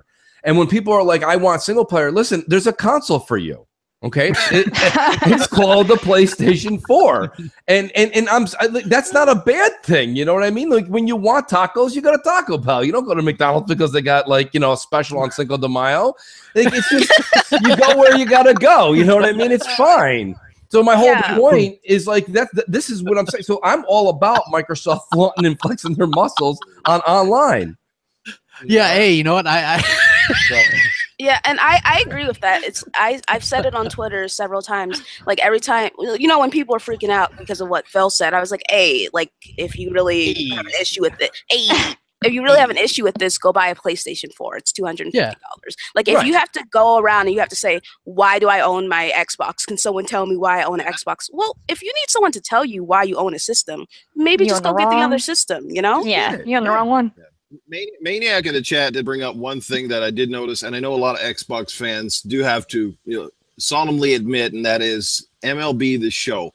If there's one reason that Xbox fans, or a lot of Xbox fans, are jealous of PlayStation, especially if you can only own one console, is that you guys have a solid, fucking amazing baseball game, whereas all we get on Xbox is that other piece of shit fucking RBI baseball. That's as close as we're going to get, or that other one with the fat head. Listen, my only issue is I'm probably one of the largest baseball fans you're going to talk to that I know. Online, I watch almost every Met game. Not all of them, all 9 innings. I catch as many as I can. Like, I just remember there was many baseball. A BGST where he was like cheering the Mets while BGST was going on. Yeah, I was getting yelled at for that too. But don't get me wrong, rightfully so. But my point being is, like, I could never. I have MLB The Show 17 for PS4. Yeah, and let me tell you something. It's a great game. It is a great game. It's probably the best baseball game ever, like, made for a console. I'll go out and say that. However, what a huge however this is. It's not a console seller. Like, there's no way I can't wait to come home to throw 65 pitches at the CPU, right? And I can't wait for him to bunt to first. Like, oh my God, like, I'm going to get the whole family downstairs in excitement. Hurry up, everybody. Hurry up. Look what Seth Lugo did for the Mets. I did this. Hey, I have to tell you, though, like, play the road to the show where you're in it or whatever. Like, my character's in there. I've tweeted out some pictures of it. My ERA is 0.00. Like, I love that stat, man. I throw a 97-mile-an-hour sinker, and I'm a setup man. I want to be a closer. Right. They won't let me close, but for some reason, like, they'll bring me in, and I lock it down. I'll strike out. Listen, there's a guy in the chat right now, Crap, and shout out to him. I'm not going to bust his chops at all. Good for him. His name is Dominican Rocker 1955 with a Boston Red Sox logo. He goes, I bought a Pro just for the show. But let me tell you something. There's people who are like, well, you're in the 1 percentile. You are in the 0.25 percentile. Like, nobody. Do you understand how hard it is? And listen, Dominican Rocker, first of all, Dominican Rocker is awesome. Means he probably was a pitcher, younger, playing baseball, which is amazing. And my hat goes off to him. I have the game. Add me on PSN, buddy, if you want. I'd love to play against some actual people. I told you I'd play your ass, man. Yeah. But I mean, my whole thing is this with the baseball games. Baseball in the United States, that's our game, right? That's America's sport, quotes. It's really becoming football, but it's America's game is baseball. Yeah. And it's one of the most declined in watching on television to any sport. I mean, it's probably going to get passed by lacrosse soon. So, I mean, like, it's not doing very well. So when a lot of people in the gaming community, which, by the way, like oil and water is like games and sports, right? Like, there's not a lot of people that play like crazy amounts of crazy amounts of like sports, and they go home and play video games. Like, it just doesn't happen a lot. There's a small percentage. So people are like, this is bullshit. I really want a baseball game. I just kind of feel like we're drawing straws. We're reaching. We're like, I really need to have this. And I'm like, do you? Like, do you really need it? You know, like, I think you're full of shit. You know what I mean? WWE, man. Scorpio going to the top rope. Yeah, I mean, I don't know. You guys chime in. I don't know. I just don't see how baseball, and I'm a huge baseball nut. Like, it'd be one thing if you're like, well, Mooch, everybody knows you don't like it. I love it. It's probably, it really is my favorite sport. First of all, I want to say the Red Sox suck. Secondly, I want to say every Boston team sucks. Thirdly, every Cleveland team sucks. Oh my God. Oh wow. Yeah, okay, now that I got that out of the way, for the hate mail. Yep. As per usual.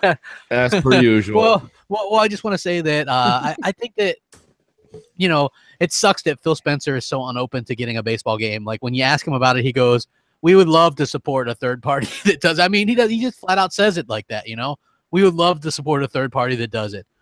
They don't want to do it. I can understand why. I'm not sure exactly what it sells, but I would guess the show probably sells, you know, over 1 million or 1.5 million, 2 million, or whatever. You know what I'm saying? Right. Specifically in America, right, it would help. But can you imagine if Microsoft were able to put out their own baseball? I mean, that's an American company putting out America's pastime. Can we talk money? Like, what do we think the show sold this year or will sell? End of the day, well, 2 million. They estimated 600,000 launch month or okay. So let's whatever. Can we safely say 2 million without anybody being offended on our side? Yeah, 10 million would probably be. So Microsoft makes a killer baseball app. You know what we do? That number gets split in half. It doesn't multiply. You understand? Exactly. It doesn't multiply. So my whole thing is that, you know, now the show will get 1.2, 1.3, and then Microsoft's great game, if they make one, is going to get 800,000. And that's if it kills. So my point being is if you're Phil and you have you have an extra $5 to $15 million to throw somewhere, do you want to throw it on another 800,000, you know, sold? No, you want to kind of get a little bit more of that RPG, Western RPG, you know, something FPS. I don't know, something else. That's why Phil's like, if somebody else wants to make it, we'll slap our logo all over it. You know what I mean? Like, I mean, that's just cheaper for him, and it makes sense for him to give them like $2 to $5 million for an endorsement deal. I don't know. I think in the Dominican Rocker actually wrote again in the chat, which was awesome. He goes, "Don't get me wrong, Mooch." He's like, "I literally just play the show and I play everything else on Xbox." But guess what, though? If you bought the PS4 for the show, Sony's plan worked because they got you to buy the game. You're part of that 2 million at the end of the year, and you also picked up their hardware, which means at some point maybe you'll buy a digital game on there. Maybe at some point you'll buy a movie on there, and you're going to be in their ecosystem. Once you get the box in the house, they win. Hey, Mooch, you know what? We got almost 500 people watching. I think like you got something big you want to announce. Oh, yes. Next Friday. This is true, yes. And I ran it by, absolutely. Go ahead, Crap. I'm sorry. I'll let you do the intro. And I think that, you know, it's something that just kind of came about organically. We were talking, and it just seems like a good thing to do. And right now, even though it's a slower time in the gaming news, we're about to get into a really busy time. Yeah, this is a good time to definitely bring it up, and a good time for the show to come back. I've just been getting a lot of great, you know, messages on Twitter, DM, Xbox Live saying, "Hey, I'm glad you're back, but I'd really appreciate it if you brought Crossfire back." So Crossfire, we will be bringing Crossfire back on Friday nights at 7:00 Eastern, starting this week, and we will roll. I did, yes, thank you. Thank you. That was awesome. Crap was like your cousin. He lit a match, and the only person to stand up in the whole auditorium. Woo, yeah.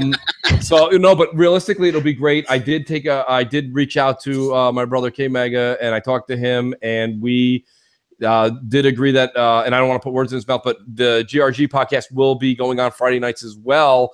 I believe we said after Crossfire, but we'll both be in touch with you on that. K-Meg is actually in the chat, so shout out to Kay.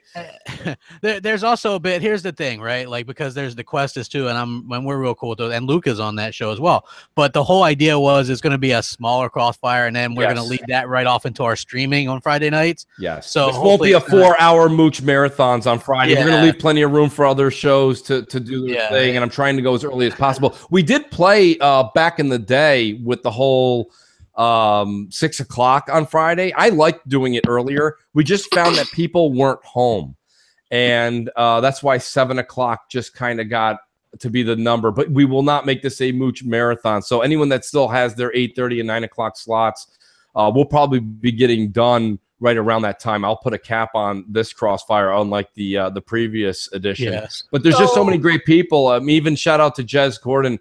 Jez, from even my sabbatical till now, is like, when the hell can I get my whiskey and show back up again, or his bourbon and show back up on Crossfire? Remember, when Jez comes on Crossfire, we're gonna find out. We'll find out what Scorpio's name is and what Scorpio 2's name is. Since we get a couple of bourbons in them, but no. But realistically, it's been great. I want to thank Crap definitely pushed me into saying that I think now's a good time. And if anybody has any ideas, just DM me on Twitter. Let me know. And I'm all about it. Like you said, we're gonna have a decent lineup. We're gonna have a rotating crew. I always like to have a rotating crew on Crossfire, because what it does is, Crap and I will generally be the your usuals. But then, I'm relegated to Robin Quiver status on Crossfire. Yes, yes. So I get promoted for an hour and a half a week. I'm the sidekick. On behalf of Mooch, the Crap Story Quest podcast, but I think we just went down on the menu list. Well, no. I want to make an announcement. I am putting in my resignation from Quest since Crossfire is coming back. Shit. Oh shit. So we will work with everybody, because everybody does such a great job. And actually, you know what, Luca, we're gonna have to have you on many times. So dope, awesome. That's why I'm putting my resignation in. Look, because I like Optimus and those guys. You know what I mean? I think everybody does a good job. The thing is that we were like the Friday nights was something that Mooch was doing for a long time, and on his channel, like, he was doing that every Friday night, and then we were doing MNC mornings every other week. So on his channel, it's not really fair that he only now gets MNC mornings every other week. Right. So 2 pieces of content a week. And I was like, dude, you should really look into, if you have time, we can do, since we already stream on Friday nights anyway, we'll just kind of condense it. We'll do a Crossfire for an hour and a half, and then we'll stream, And so he was like, yeah, and then I could tell that he was like, yeah, he liked the idea.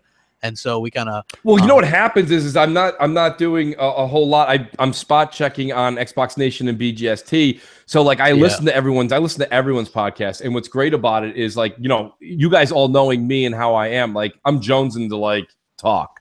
Yeah. So like, I'm like, enough people have asked, and I'm like, well, let's see if we can make it work. I'm just saying that. We're exactly. Not Yeah, Fox is like, there's no shock factor. Look, I'm happy to hear that, especially right now. I have like VIP seats right now as I'm listening to this, so it's amazing. I'm actually forgetting that I'm in here and I can chat with you guys. So I think this is an awesome birthday gift for me. Thank you, Mooch. Personally, I know you did that because absolutely it's my birthday and Shiwo's birthday. So yes, happy birthday to both of you guys. Shiwo, I haven't seen her yet, but make sure you let her know that we wished her happy birthday multiple times. She's spending time with the kids, of course. Nice. But I'm pretty sure she's going to listen to the show later, and it'll be nice if she pops into the chat and says hi. But yeah, that is just awesome. I'm really happy to hear that, Mooch. Thank you, guys. I'm looking forward to it. All jokes aside, Mooch, that's great, man. Like, I'm really happy that you're coming back and you're really getting into it. Like, I don't know, man. Like, this is awesome. This is awesome, Like, are you kidding me? I'm so excited. Like, I love your rants. They're so amazing. Like, they are. Nobody's we need more Mooch. Nobody's a bigger Mooch maniac than me. Trust me on that. I can remember when we first when I got him on the show. Nobody else was co-signing with me on Microsoft having a good E3. Yeah. Mooch was just like this random fan, and Z was like, I don't know, isn't he one of them crazy weirdos? And I was like, no, man, I think he's a cool guy. I said, he's Italian. And so nobody at the time thought that Microsoft had a good E3. And I was like, yo, Mooch, let's do a podcast. And, since you thought they did a good one, I thought they did a good one. And it was really, really good. And next thing you know, man, he's on BGST, and we were doing than his lineup of Crossfire. You know, at the time, people were a little bit greener. Like now, people have gotten much better. If you look at like even the Beastfire podcast that Zaire does, you know, like Dealer's great. You look at D-Batch, he's really good. Colt Eastwood is a guy like very talented. Wow, you know what I mean? Like I did tell him that his mic sounds like shit when he does podcasts, but if he can make it sound as good as his videos, then that guy's gold, man. Like that guy is like an up and comer. And same thing with Dealer. Like these people are really talented. And when we first brought in Mooch, I said this guy is so much more talented than us.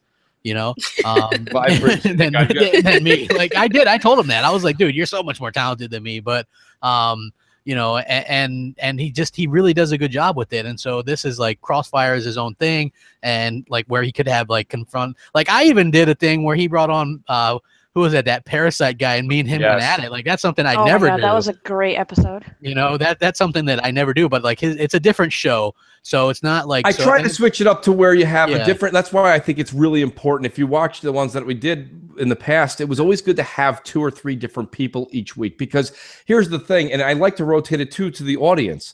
And I've got a few people that I'm hand selecting to be on as usuals, and then we'll have a couple people that are just going to rotate. And the rotation is great because you as the audience, I think, need to hear the topics are always very similar, right? Like let's call a spade a spade. Everything is exactly the same pretty much throughout the week. However, how it's presented to you and how a different person looks at each perceived topic is what changes how you kind of listen and take it in. And it may change your opinion. So, and that's the thing. A lot of times I've actually changed my mind on certain things. Crap's changed his. Look at Crap. Crap's changed his mind. Are you kidding me? When Xbox games were going to PC, Crap he was on the 6th floor of the hospital, intensive care. Which is like, it'll be all right, bro. It'll be all right. What's it matter? I can remember him telling me that. He also talked me into why Scorpio is a good thing. He's like, for 30 cents a day, you can save up and get Xbox Scorpio. You know, everyone's like, I'm not going to spend this kind of money. Listen, you heard Fox. Fox just gave $100 to their local Hoyt cinemas for the same movie. I'm going to do it today. Right? And that's only 2 hours of entertainment. You know, we're talking about months, if not years. Absolutely. So Scorpio for $400, even if you get three years out of it, you got your money's worth. There's nothing you come home and turn on that much. You don't use your toaster that much. Your blender, your microwave doesn't. Your microwave's going to be jealous of your Scorpio. You know, you got to understand that these are the things we do on a day-to-day basis. Hey, I'm excited for Scorpio because I have an $800 4K TV here that I really want to put to good use. I want something that can take advantage of that hardware investment, not just he wants to blow up his eyeballs. That's right. I want to blow out my fucking eyeballs, and I have very little vision left. So I have to say that too, right? Like for the first time, I mean, I didn't get in on 4K like super early, but you know, I feel like getting into it last year is still early enough to where, you know, like I switched over. It took me a little longer to get into the HD world than it did to the 4K world, because I can remember my first HD TV was in 2007, and I had this plasma TV. It was a Vizio, and it was like that thing put off major heat. like I live in Florida, man. Like I was like in my room playing, and I was like, damn, it's like it was always hot as hell in there playing with that thing. But yeah, so when I had the opportunity to get the Samsung KS, what the hell is that, 8000? Fell out the truck. Yeah, I was like, it fell off the back of the truck, and I was like, hey, yeah, I'll take that thing. So yeah, like I'm fucking thrilled about that, and then that's why one of the main reasons I'm getting it, not for resolution so much, but because the games look so much better. As you guys can see, when you look at that Forza screenshot, even on a 1080p monitor, which my PC monitor is, you can tell a huge difference still, and that's what I'm looking forward to. So I think it's like really cool what they're doing. But Mooch, we hit the 250 mark. Guess what that means? It's definitely time for a top 10. Top 10. We got the top 10. Yeah, Moochie Crap top 10. I don't know. Like, top 10 is brought to you by M&C Morning. Well, of course, we are. You know, listen, this is a good opportunity as well to say how much I personally miss J-Dubs. Yeah, J-Dubs. So I miss those sponsors. I need to hear those sponsors. Oh my God. Sometimes you just want to go where everybody hates the same, or you want to. Everybody hates the same. Exactly. And everybody. Okay, so Arnold's got to introduce it then, right?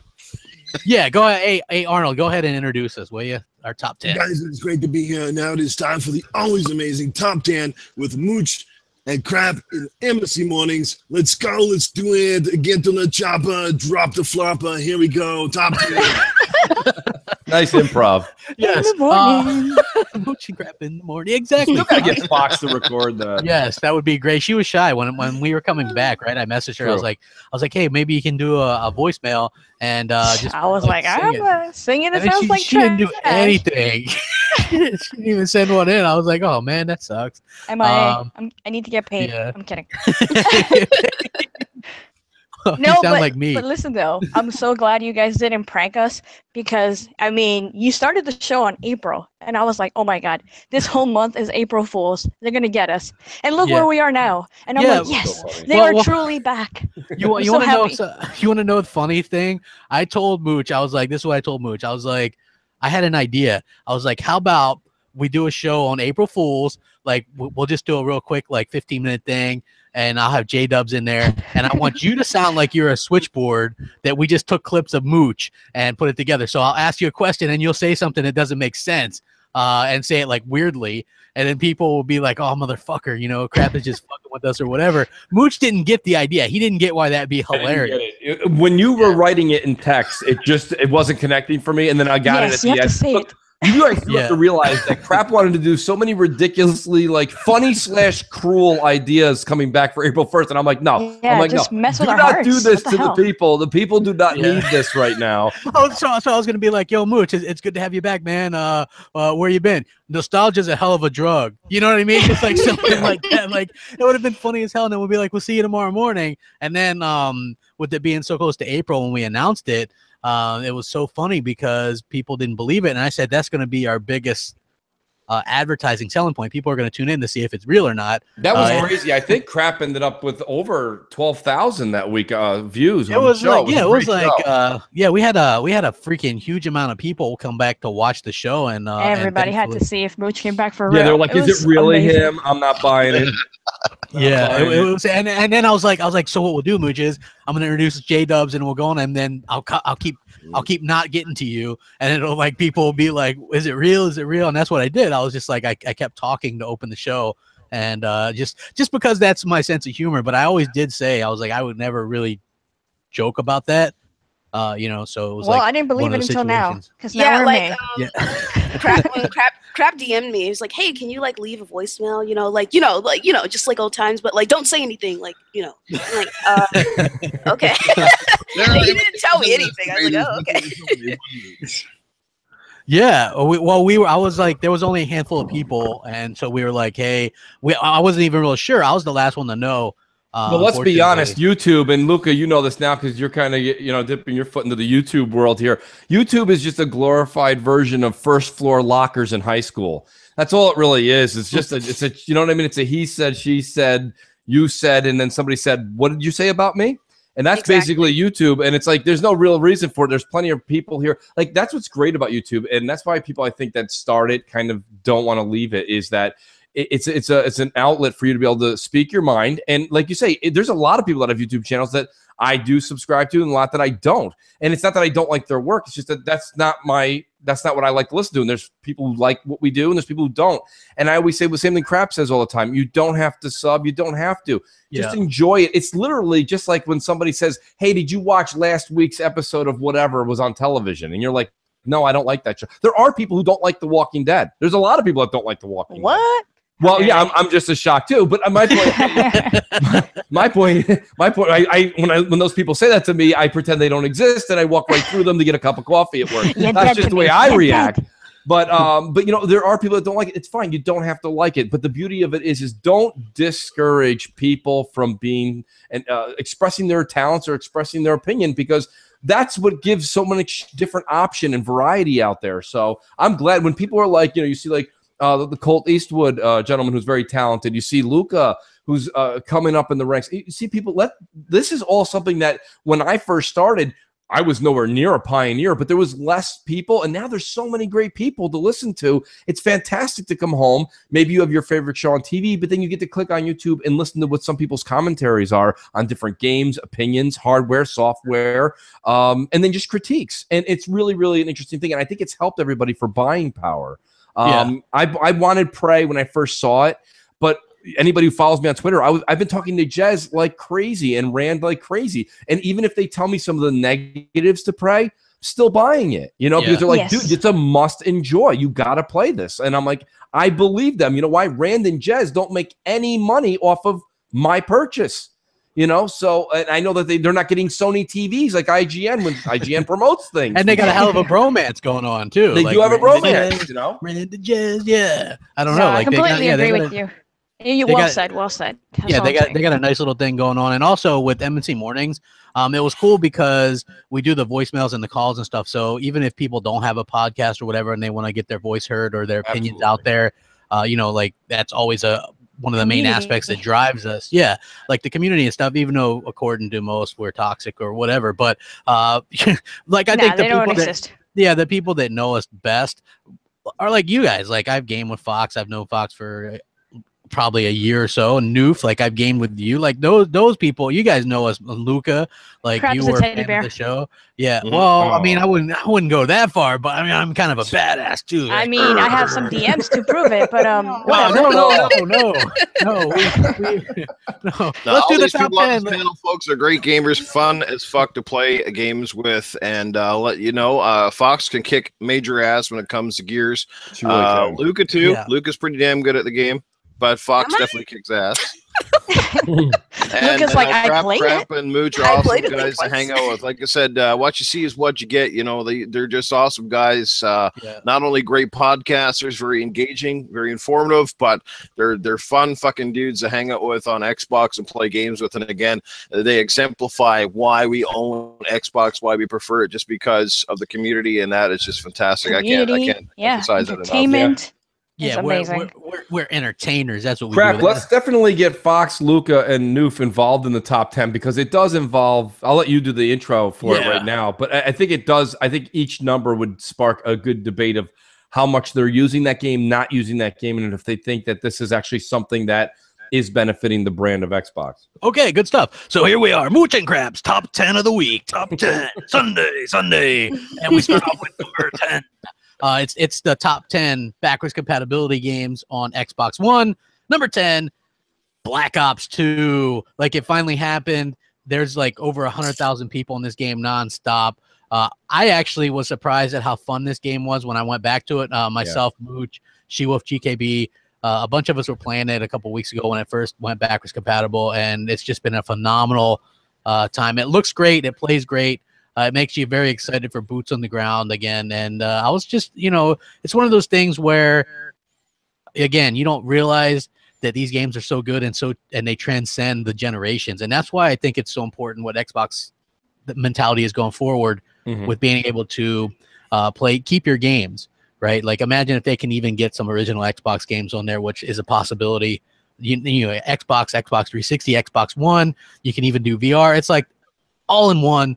And I think that would be fantastic. But I would say definitely Black Ops 2 is like the most. And I'm shocked you put that as number 10. That could have very easily been 2 or 1. Yeah, you know what? Whatever. I put it on there as number 10. Bitches, deal with it.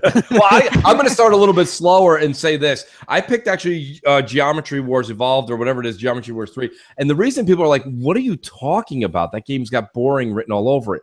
The thing about it is that I like that Microsoft really expanded out their backwards compatibility portfolio, right? They're not just doing the games we all said we wanted. They're doing some of the games that you've owned that you do want to bring up and forward into this generation. The whole idea of bring your games anywhere and have them anywhere, they're your games, whatever Phil said is his quote 2-3 E3s ago, is that whether it's the good, the bad, or the ones you wish you never bought, they should all come with you, okay? So Geometry Wars is a fun game. It's definitely one of those things that's just always like right early in the generation seems to spark. The Geometry War game came out early in the last generation on the 360, came out early again in this generation. And I was just happy to see that they're bringing everything up because the people that are Steam fans or PC gamers, their biggest claim to fame is that they've always been able to bring everything with them. That includes Qbert, okay, up to Prey, so they can bring everything. Yeah. So, and that's not like they're going to go back and play those old games, but they're still yours. So my number 9 was Geometry Wars, just for the sheer fact that, not that you're excited that one's back and you can't wait, but the fact that it's yours and it should be there. So that's why I got number 9 from me. Absolutely. Like, what do you guys think about Geometry Wars and Black Ops 2? First of all, I don't even know what Geometry Wars is. Second of all, wow, she's young. Wow.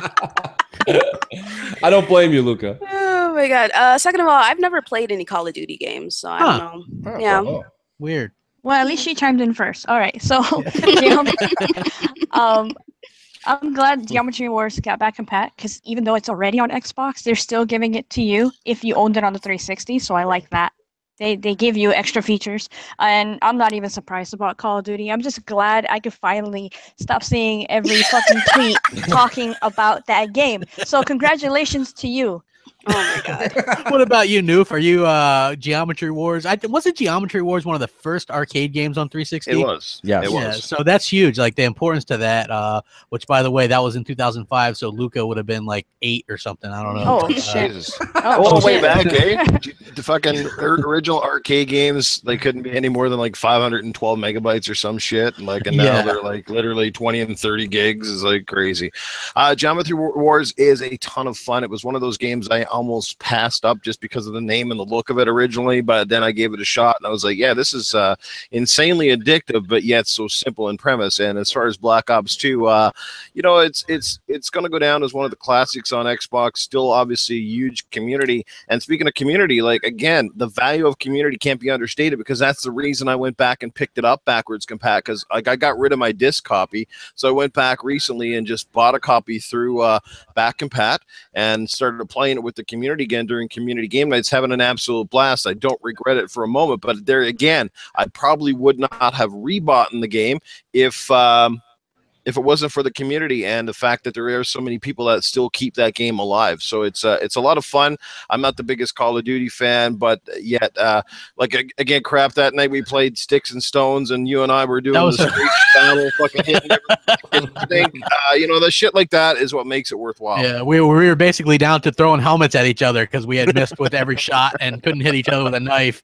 Yeah, so that was actually phenomenal. I thought that was funny. Going on to my number 8, which would be Alan Wake. One of my favorite games last generation. Yeah, poor Remedy. They're stuck making games for 505 for £8 million, which is like unbelievably low. And that's a whole nother topic in and of itself. I mean, like Microsoft couldn't step up and say, here's $8 million to make a game. And, you know, and it's going to be a single player game or whatever. But that just really goes to show that I guess neither Microsoft nor Sony stepped up and said, hey, here's some money, we'll publish your game. So that's kind of sad to me. But Alan Wake was a game that I picked up at a time when everybody else was buying Red Dead Redemption because they came out the same day. And I never really regretted that because I beat Alan Wake multiple times. And I haven't even played through Red Dead Redemption once.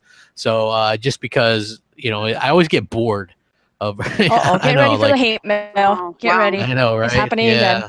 Yeah, it's gonna happen. I know, like my opinions just sometimes are just not what goes with the flow. I guess I think it's a good. I completely game. agree with you, though. Yes, I think it's a good game, but it's like you get so bored with like there's side quests and then this and then that, and then it's like the open world. Sometimes there's games that are too open world, and that's the problem. So Alan Wake for me was like eerie at a time when horror games were trying to shock people with gore and stuff, and here was like a T-rated game that was just creepy with the setting and the mystery, and I thought they were able to really pull off a great narrative.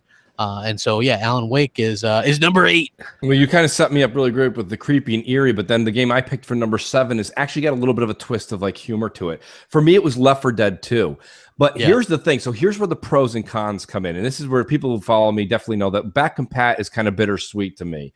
I think that it's a great thing. I don't listen, more options are more options. Like when you go to get your car, nobody really needs to have air conditioned seats to air condition your balls. But like the point of the matter is that like, right, it's ridiculous.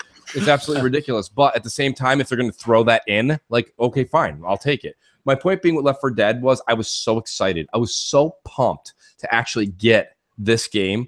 And then I got home that night, the minute Major said you could pop it in. I popped it in, popped the disc in, downloaded it, started playing it. And I was like, oh, that's right. That's why I couldn't wait for this generation.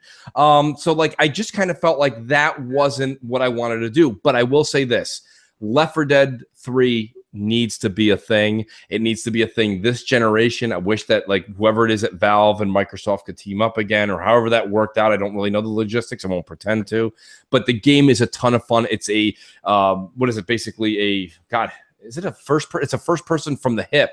You really can't aim down sights much. Yeah. And it's just a ton of hordes and hordes of zombies. And it's at the fun same with time, friends because it is. You can do that whole like, 4v4 or whatever, and it's like for me it was always more nerve-wracking to be the humans trying to escape the zombies when, you know what I mean, and oh, there's a boomer, there's that, you know what I mean, exactly. like, So I mean, it's got me, help me. That's why I've always kind of felt like it's like a bittersweet type of thing as far as like back compat, and you'll find this more and more relevant to my examples as I keep getting closer and closer to number one, which I think everybody will know my number one, but nonetheless, what I'm going to say is basically Left 4 Dead is a lot of fun, but if you don't have a lot of friends, and you got to remember something, the minute you start playing some of these older games, you just get an immediate, now I remember why I couldn't wait for the 360 PS3 era to end. Yeah. But yeah, number 7 was Left 4 Dead 2. What are the two? What do you guys think? I mean, do you guys Alan feel Wake same? and Left 4 Dead. They probably don't even. They're like, what are those games? Yeah. What? Okay. I love Alan Wake. Right? It's all about Alan Wake. I won Alan Wake on like one of the Quest podcast shows before I was on it, so I should play that. Left 4 Dead is pretty good. The thing about backwards compatibility, see, I didn't have a 360. My brother had one, so I would play on his sometimes. But it's great for me because I can go back and play all these titles that I didn't get the chance to play. Like Gears, right? You played through the original Gears games. Yeah, that's right. Yes, I did. Yep. So it was amazing.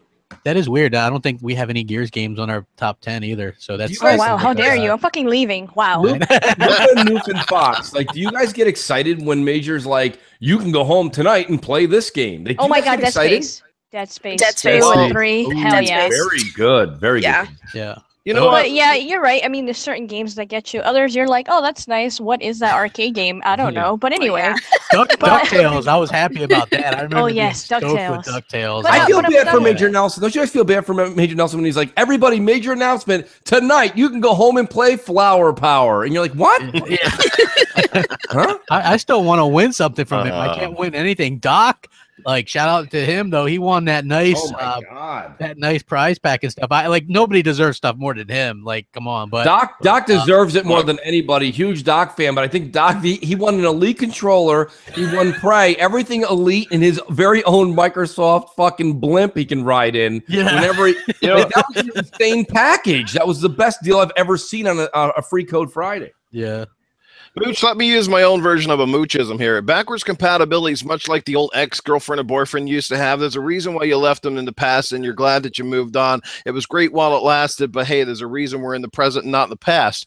I'm glad backwards compatibility is there. Alan Wake was a fantastic game. Like I said, I'm glad it's there, but at the same time, if Microsoft had never announced it and it wasn't there, I don't think I'd really give two shits, to be honest with you. I know I'm going to get hate for that, but I really wouldn't, because I'm checking my backlog the other day. My backlog just fucking tripled because of all the back compat games that I never even got to play or finish on 360. Now I've got a slew of new games out now on Xbox One and still coming. Not to mention I have a PlayStation 4 and a Switch. So my games catalog, I can't even keep up with it anymore. I'm probably going to be 80 fucking years old with a beard like Methuselah and still never get anywhere in these games. Like, my grandkids are going to be finishing before I will. Like, it's crazy. So I'm glad it's there. I'm glad I can go back and enjoy some of the games. Alan Wake is fantastic. What was the other one you mentioned there? Alan Wake and Left 4 Dead. I mean, they're two fantastic games, but Mooch also brings up a great point. Some of those games as well, they're good with friends. Without friends, you just kind of sit there, you turn them on, and you're like, you know what I mean? Like Gears, you go through the campaigns. Yeah. They're always like 10 times even better if you got a buddy to roll it with. Absolutely. So Gears playing alone is no fun at all. So I mean, wait, what? I didn't say all that now. Wow. Well, no, like I'm saying, like if you're playing through the campaigns, do you want me to leave? I'm just saying. No. Listen.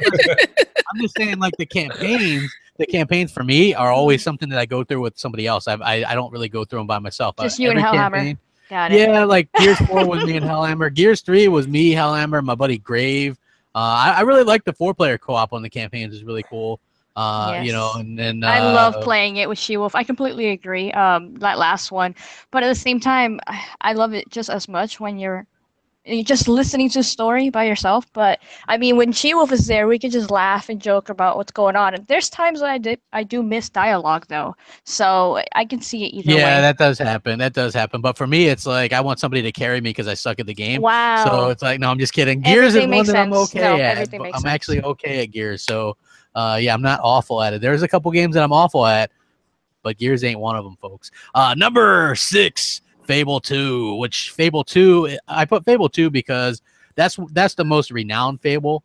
That's the one that like won the G4 TV or whatever that is Game of the Year. It was really highly regarded. They did a lot of really cool stuff with it. That was the one where you had to make the choice, like your family, everybody else, or your dog or whatever. And I saved my dog. So I'm just saying, yeah. So yeah, awesome. Like, I love that series. Like, to me, that series is one that I missed probably more than anything. That's why I'm obviously hoping that these rumors and stuff are true regarding a new Fable game. I'm very confident and hopeful about that. So because I like that series very much, and I just that was probably my favorite one of the bunch, though. Fable 2. Number 6. I'm going to go ahead and say number 5 here, and I'll make Jamie Moran very happy. I thought it was very big to do Mass Effect, to have the 1, 2, 3 on there now. It's just something that had to come back home to Xbox, and that's such a big thing because I believe Mass Effect 1 had had a certain amount of rights and exclusive time, et cetera, with Microsoft, that it became and felt like it was kind of a Microsoft branded game. And to see that entire collection become relevant and become available again to you if you didn't feel like repurchasing. And I don't think they actually did a remaster, did they? Crap, they solely kept to their back compat 1, 2, and 3. Yeah, they were like, we don't. What they said was they feel that studios that do remasters run out of ideas or something. Now, like we that. talked about this, and I'm going to go on. I'm on record from a few weeks ago saying it on Xbox Nation. I'll say it again here. Typically, at this point, when we all used to complain about remasters, we were complaining because we were like, wait a minute, we just played all these games last gen. Why am I buying a remaster? Yes, it's 1080p 60 instead of 1080p or 720 30, but it wasn't enough. Now that we have so many games, to be able to go back and play some of your classics, the ones you love that have been re-upped, and you get all the achievements again, personally, if you ask me, at this point in this generation, not 2 months into the generation, that was when it was annoying because we just finished playing those games.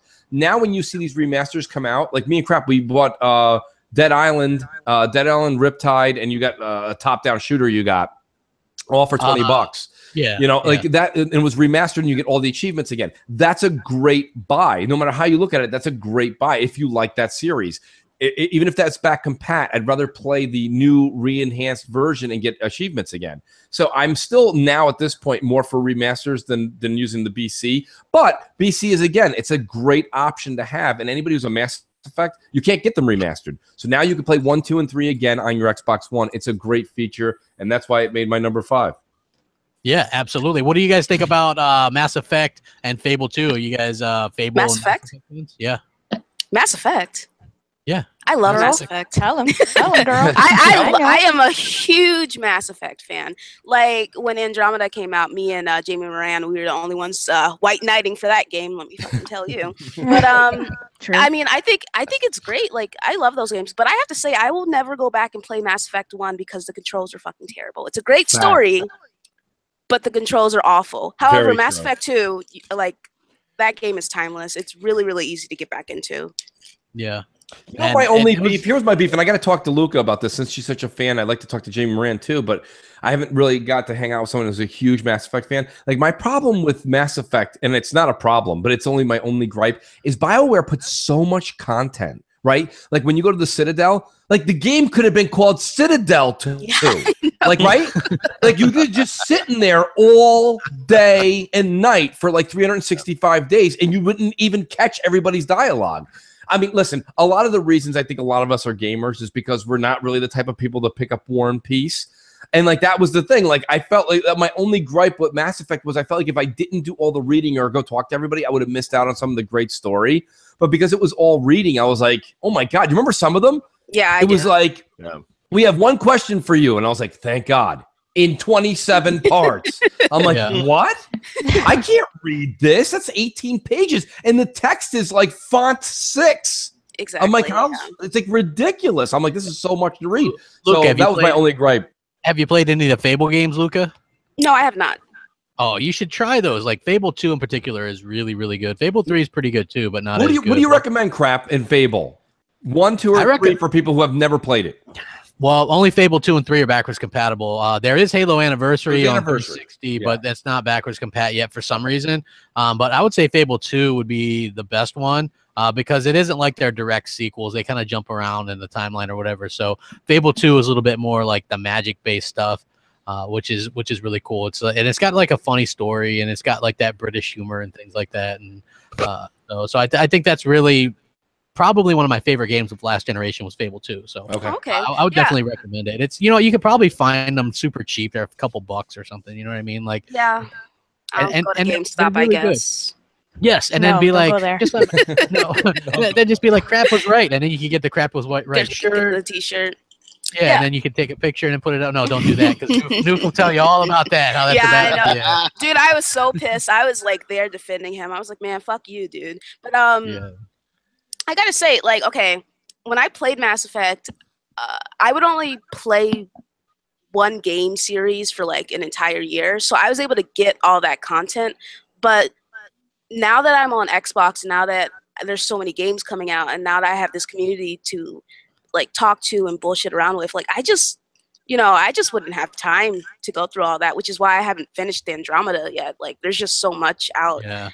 It is kind of like, it is overwhelming, but it's all, I mean, I love all the content, but it's overwhelming for sure. And then for Fable, I'm definitely interested in going back. I really want to see a reboot because I always thought it looked cool.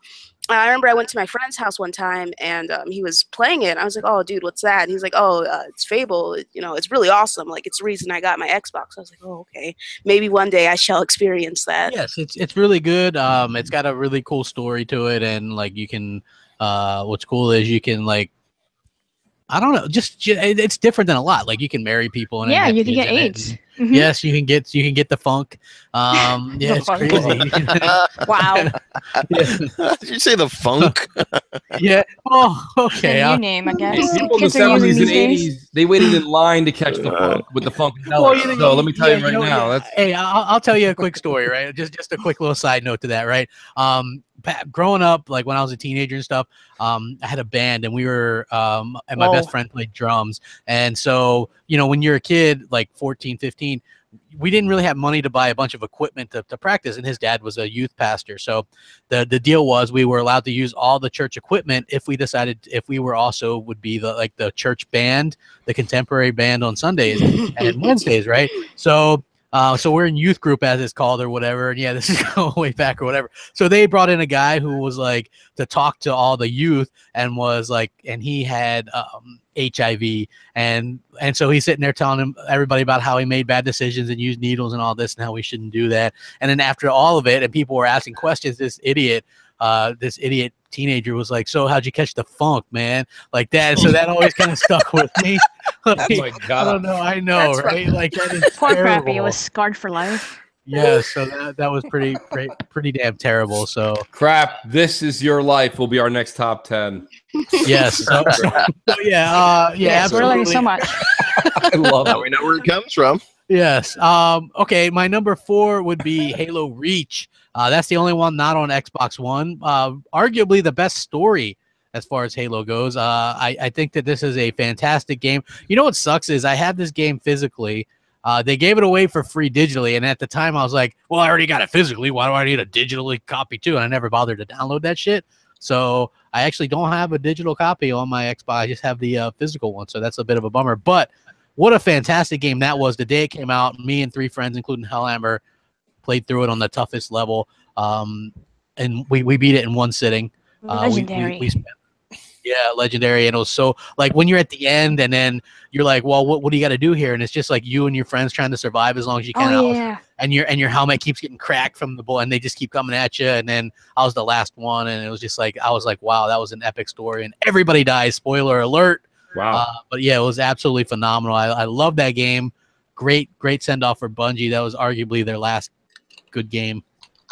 I actually switched Take my that, 3 Destiny. I switched my 3 and 1. Yeah, thanks, crap. Another Destiny jab. My number 3 is GTA 4. So when that became back compatible, if you're unaware of what GTA 4 is, you've been hiding under a rock for a very long time. But Crap did a Capital Foundry's video on the difference between the Xbox One and PS4 version. PS4 version had a lot more black to it. It was a little too much, and the frame rate wasn't quite as good. Couldn't see so good. I couldn't see so good. But the thing about it is, to be honest with you, it's a smart move. It was a great thing that they let happen. I don't think we'll ever see GTA 5 on back compat forever, because somehow it still makes the top 5 video games sold 3 years after it's released. But yeah, it was a huge deal for Microsoft to be able to get and bring forward. And I still think, even though GTA 5 is killing it right now, I still think GTA 4 still has a community out there. So I thought that was a big move. My number 1 will be one that I'll actually, fan out about. But I mean, yeah, GTA 4, huge number 3. What do you guys think about GTA 4? Because you go to the burger shop and get fat, just like real life. True. It's very true. So real quick, what do you guys think about Halo Reach and GTA 4? I'm so happy about Halo Reach because I started it on the 360, finished it on the One, so that was awesome. I enjoyed it a lot. So I'm happy that I played that, even if Master Chief wasn't in there. I still think it was a great Halo. And GTA 4, I mean, it's good. Obviously, it's GTA. What are you going to say about it? But I'm not into that one as much as I was back in Vice City and San Andreas kind of days. I used to play those every day. But yeah, I've lost the whole Grand Theft Auto feel that everyone apparently has nowadays. Well, one thing that GTA 4 has made me realize is how much better GTA 5 actually is in every single regard. On a scale, scope, graphics, control, GTA 5 is definitely the pinnacle. But GTA 4 was a lot of fun, and I definitely think that is a fantastic game to bring to back and paddle. A lot of people missed it last gen, like I said, it for whatever reason, but it is just a great game in the franchise still. And if you're a completionist, you might want to go back and check that out if you came up through all of the games. And as far as Reach, I don't know. Reach was one of those Halo games that I like the campaign. I like where they went with it, but at the same time, it didn't resonate, especially from a multiplayer perspective. I couldn't stand all of those fucking power-ups that they had all the time. Well, they had jetpacks. Come on. Yeah, outside of the jetpack, but then you had that stupid bubble shield crap and everything else. And like it just when you go from Halo 3, then you go to that, it was like, what is going on here? But outside of that, those still 2 great games that every Xbox owner should have on their back compat list. Yeah, exactly. And I just think that it's such a good option to have anyway. Like, never will I ever say the options aren't good, even if it's games that I don't particularly care about, like Japanese RPGs or whatever. I'm not a fan of those, but more options are always good in my opinion. Yes. So I think that that's cool. And then going on to my number 2, Red Dead Redemption. Even though I haven't beat the game, I have played it a bit. And so I think this is one in the community in particular probably really appreciated being backwards compatible. And oh, crappy. I like how you mentioned Alan Wake was better than Red Dead, but somehow Red Dead made it to the top. You know what? I originally You make all the sense. I know, right? But listen, I originally had Red Dead as the number 8, and then I switched it up and put Alan Wake just because I think the community probably appreciates Red Dead a little bit more. Fan service. Crappy's doing fan service. Exactly. I'm for the players. You get it? You know what I mean? Like, you dig? For the players. That's what I'm saying. Like, Red Dead Redemption, this was the one that was like huge. Remember, like, everybody's like, wow. And then I did a Capital Foundry that like a lot of people watched, like 50,000 people all amazing. Watched. All of them. Yeah. And so yeah, I would definitely think that this is one that definitely deserves all the adoration because I think it's a good game. It's just got a little bit too much a little bit too much content for my particular taste. What about you, Mooch? What do you got on the number 1? The number 1 with absolutely 0 shock value is BioShock 1, 2, and Infinite. And the reason I bring it up this way and I put it as my number 1 is, of course, that's my favorite. So it's our show. I get to do that. But my point is this. BioShock, even though I just finished 2 on the collection, if you haven't played BioShock and you have them, or you can get access to them on the 360, or if you want to buy the collection and enjoy the 1080p 60, that's up to you. I don't care how you experience it. But 1, 2, and Infinite, mainly 1 and Infinite, you really need to play. And I think Prey, believe it or not, Prey that released this past weekend is doing so well because it's getting System Shock and BioShock vibes. That's the kind of impact BioShock had on Last Generation. I still play. I try to play as many games as I possibly can that don't fit my interests, and I still go back to play BioShock 1 and 2 whenever I get a chance, or Infinite. And like, I just can't stress enough how amazing it is. So this, you want to talk about fan service? Crap's doing fan service on the top 10. Microsoft gave fan service by allowing this game to be back compat. Although I do want to say, so real quick before we get to the panel here to discuss the last two games, the one thing I do want to bring up, we talked about it last night when we were all kind of gaming, was I said, we've got to understand that this generation kind of is looked down on, like it wasn't that great of a leap. And I've been trying to tell people that's not really true. And if you don't believe me, strike up your 360 or put in an old back compact game and let your 360 dashboard pop up. When you look at like the gear or the lettering or everything's so crisp and clean, even on your dashboard. And then when you look at the 360 dashboard, a gear just looked like a blob. You know, like everything was just so gross back then. We didn't know any better because that's how our eyes were fixated. We had no idea.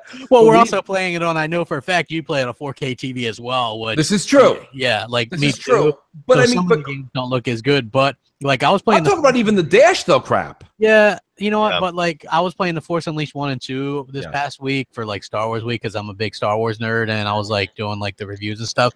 And those games still look really good on the Xbox One. So oh my god, that should have been in the top 10.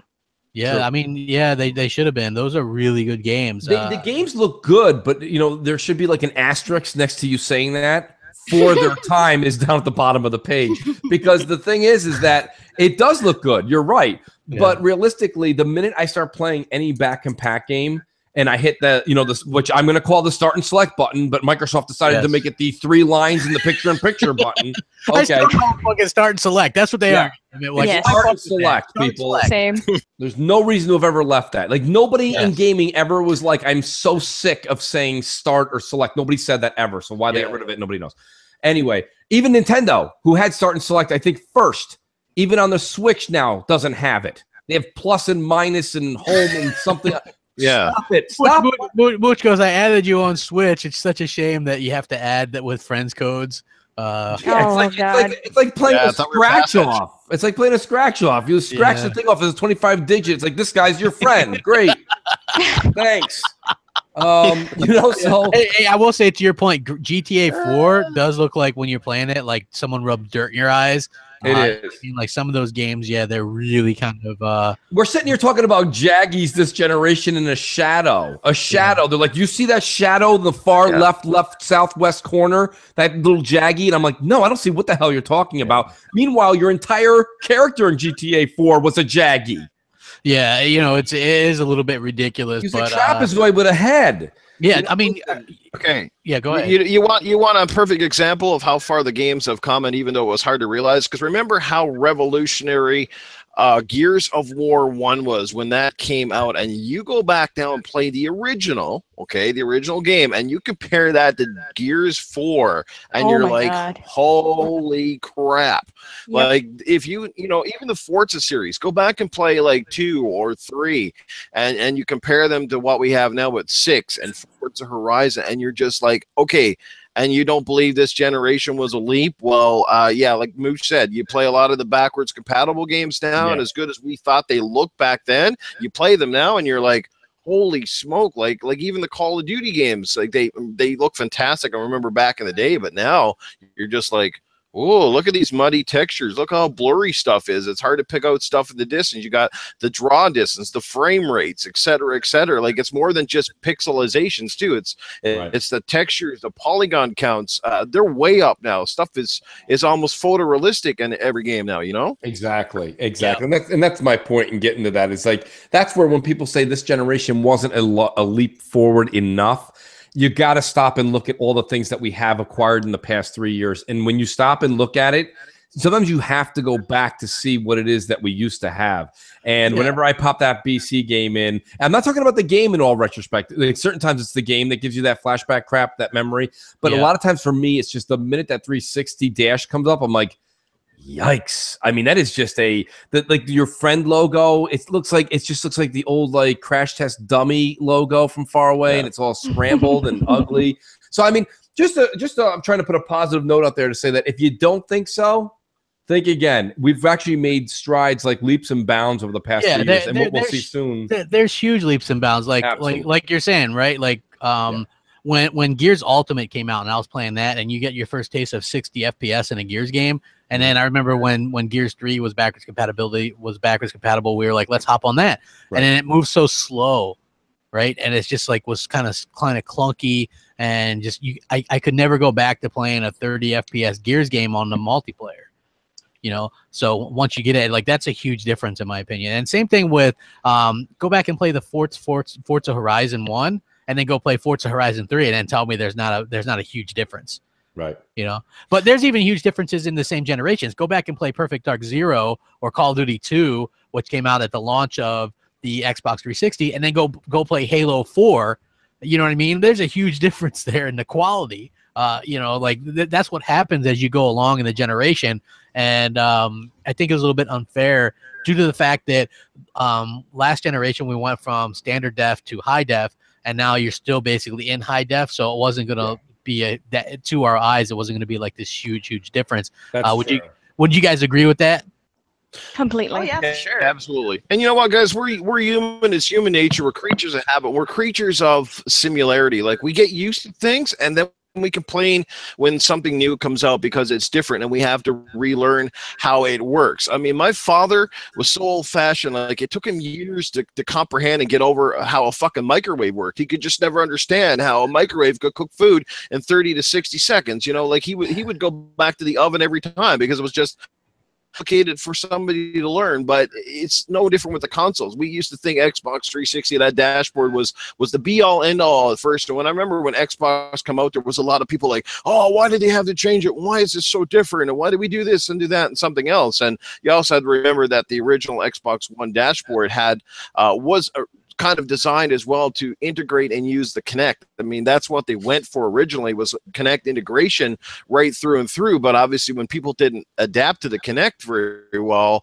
that kind of threw that out the freaking window. You know what I mean? So that's really where we're at. It said there's always improvements. Windows 10 is far and beyond better than some of the older Windows, in my opinion. But you know what? I'm still trying to learn how to use it, and it frustrates me at times. But I'm just saying, that we're creatures of habit. We like to bitch, complain about everything new just because we have to relearn it and get used to it all over again. But I do agree with you guys. Select and start, like, they never needed to change. It's confusing as fuck. You got, like, especially on the Switch, you got a home button and a fucking capture button. It's like it's just weird.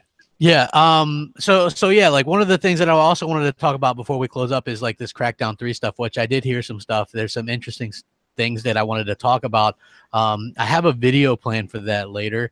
But I do want to mention that there is some interesting stuff regarding the backwards compatibility of Crackdown 1 and 2, which probably most people have kind of put together with. They're trying to get those specifically done in time for Crackdown 3, if that tells you anything.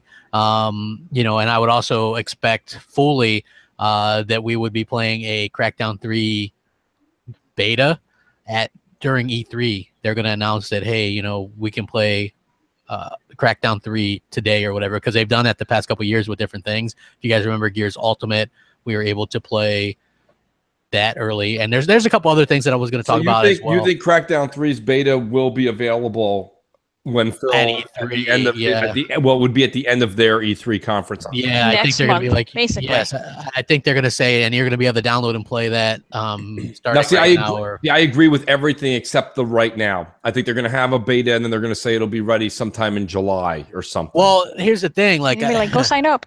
Right. Yeah, I mean, like they have to do it quick enough to where they can make changes to it, right? Because this game is coming out with the launch of probably around the launch of Scorpio, supposedly. So what they're gonna and so they're gonna have to stress test that and things like that. So they've got to put a lot of strain on these servers and all that kind of stuff. So that's what they're gonna do. And you know, I think that's something that's gonna maybe push people into trying. You know, word of mouth is gonna spread. It's gonna viral market this thing for them if it's as amazing. And I, you know, I don't want to go run. The show's already running about 2 hours, but here's the thing. You guys know how I feel about demos and betas, right? Typically, I think it does more harm than good. Yeah, especially this generation, they're getting worse and worse somehow. Exactly. And now this Crackdown 3 is going to introduce, whether it be the cloud computing, whatever, like whether people love this stuff or hate it or think it's made up. A lot of new tech is coming through with Crackdown 3. Well, no, it's not made up, but you know the way the internet is, right? Yeah, they still think it's like, you know, the yellow brick road. Listen, my thing is this. My problem is the minute you launch this thing, any hiccup, oops, blah, blah. I know we can't talk about it, but there's another demo that keeps coming out every so many Saturdays that has more problems than good. And I don't care what anybody says, even if you had a really, I'm not going to fill in any names. You're a hater on that fucking game anyway. Not a hater. I'm not a hater. You're going to play it. You're going to love it. Very skeptical. I'm very skeptical. All I'm saying is this. Everybody's tweets this past weekend had so much fun with so-and-so, so-and-so, and so-and-so until the game crashed. Not fun. That's why it's alpha. Yeah, that's also, come on. Hey, listen, you got a 5-star chef. He's like, listen, this is going to be a great steak eventually. Just try this little sample. I burned it. No, I don't want to taste that one. I know you can cook it. Like, just give me this finished product. So I'm scared with this being so much new tech that we're going to get a bad taste in our mouth. Because, well, you know, that's the whole point, I think, of testing it. I would rather have an issue in the alpha or beta than on the actual release. And I think that's probably the whole point to it. Right. Well, at this point, with the demo that exists, I have decided I didn't take part this weekend. Even though I can, I've refrained. I'm out. I'm taking myself out, and I'm not going to do the Crackdown one because here's the thing. I want to like these games, and I don't feel like getting stuck in the menu option for an hour and a half and then 20 minutes to do something. Fair enough. For me, yeah, like that. You're right. That is terrible. Titanfall 2. How you mess up a lobby that bad is beyond me. Same thing with Star Wars Battlefront. Like, we were fucking with that yesterday. Oh yeah, like Noof, weren't we, Noof? Like, we couldn't get into a room. No. It's like, oh, are we together? Are we in the same team? What, you know what I mean? Like, it literally was like a 35-minute thing. It's these stupid games that, you know, like Xbox Live is technically like its own server in a sense that when you send an invite to your party, it should just drag you right into the game. But then it's these companies that sort of do their own like their menu systems inside of Xbox Live. So even though we're in a party, you still have to go through the games menu like you kind of did back in the old days to get people in. And that's where it gets really annoying, because on most of the 360 stuff, it didn't matter what you were doing. If you send an invite to somebody on a 360 game, they generally were pulled straight into your lobby and into the game. But you don't want to have, oh, now you're in my party, but now you're over in this menu, and from that menu I have to set up a private one, and from the private I have to send out another. Like, you know what I mean? Like, it's stupid. Yeah, it is. I agree 100%. So hopefully, you know, there's going to be more stuff to talk about with that stuff, and then there's going to be like BGST. And I gotta read the shout outs for the Patreon supporters real quick. Yeah, Josha, thank you. I'm assuming that's how you pronounce your name, bro. Dustin L, Lethal Papa, Long Shot, Mark D, Jackal, Justin B, Max S, G-Man 209, Delilah HD, of course. Always lovely to have your support. Thank you very much. Robert B, John S, Snoopy, ooh-wee, Silent Bob X, the Doug podcast crew, including Stickfig, great people. I tweeted out their support thing, so go follow them and check out the Doug, the Down Under crew. Good day, mate. Yeah, I don't know. So Adrian A. I'm going to go ahead and read the rest to all the supporters, even the ones below that tier, just because we don't have the ticker this week. So you get even more value for your money. Christopher M, Mark B, John B, Frodo. What's up, Frodo? Ruben, Sean D, Space Cat. Thank you for the support. Okay. Ray Barada, Elliot B, Richard N, Jason H, Shadow something. I don't know what the hell that is, but yeah, thank you for that. Adolf W. That's got to be a real name, right? Dan M. Manco, the PlayStation Bra. That's his name. Siberia, Joshua R. Kareem H. Cool Fusion, Valkyrie G. Michael C. Chris Hughes, Gus Bus, of course. And thank you guys all very much for the support. We really appreciate it. Yeah, thank you so much. If you guys do want to support us on Patreon, it all goes to making the show better. I know, like, actually, I think today's show was fucking really good considering. But, you know, it does help get us more equipment and giveaways. Next week, we're giving away a brand new game. $1 gets you in on that. You know, you get you a raffle. Let me tell you this much: for $1, it's a hell of the time you've spent writing hashtag Free Code Friday contest has been more per hour you've actually spent in your life. And losing for $1, you got a good chance to win a relevant game. I'll be honest for you. Like right now, we have 42 eligible Patreons for that. So you would have a 1 in 43 shot. I mean, that's better. That's like, those are really good odds. And it's like a brand new game, whatever game you want on whatever platform you want. That's it. If you want a year of Xbox Live, you're good. If you want a year of PlayStation Plus, you're good. You're good. Whatever you want. All it takes is that we have the link down below. Yeah, you guys can check that out. We definitely appreciate it. You guys have been awesome. I want to thank Luca from the second floor. Thank you for stopping by. Your bike sounds awesome. I don't know what that is, but yeah. Wait, what? Oh, I was just thanking you for stopping by. Thank you. Oh, I'm sorry. My headphones fell off. Oh, well, thank you so much for having me. Sorry. That was great. Thank you so much for having me. Like, this is awesome. It's because you know, like, I started off on this show, so it's awesome that I was able to come on and rock out with you guys for a bit. Hell yeah! Thank you very much. And Mr. Noof Nukem, thank you very much for stopping by.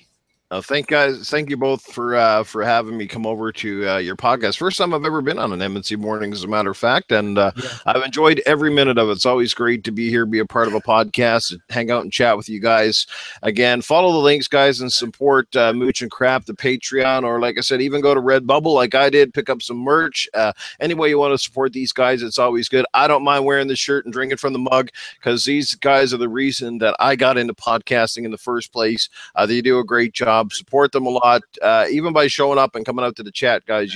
It's just fantastic. And I gotta say, hats off to people in the chat for keeping it pretty clean and respectful. I think overall today, you know, as a moderator, I get to watch these things, and I like it when people try to be fair and not just showing up and being stupid for the sake of being an idiot. Yeah. So you can have a difference of opinions, but don't be a dick. Absolutely. So, again, guys, thanks for having me here. Hopefully that maybe one of these nights I'll get an invite to the new and improved Crossfire podcast and all that good stuff. So thanks. You most definitely will, buddy. Absolutely. And the birthday girl, Foxy. What's up, Foxy? Thank you for joining us. Of course. I'm really happy to be here. It's a great way to start off my day with the whatnots and you guys and the chat. Oh my God. So I'm just happy to be here and happy that you guys are officially back and you weren't trolling us in April. So I'm just happy that you guys are so community oriented, and it just makes me smile to see the chat. So thank you to everybody who wished me a happy birthday. Yeah, which a lot of people did. I saw a bunch of birthday wishes out there. I couldn't keep up. I still got to go back to Twitter. Oh my God. I don't even want to talk about that. No, that's not why I came on here. But, yeah, I have to go back to Twitter because I have like, I don't know, 30 notifications I have to go answer.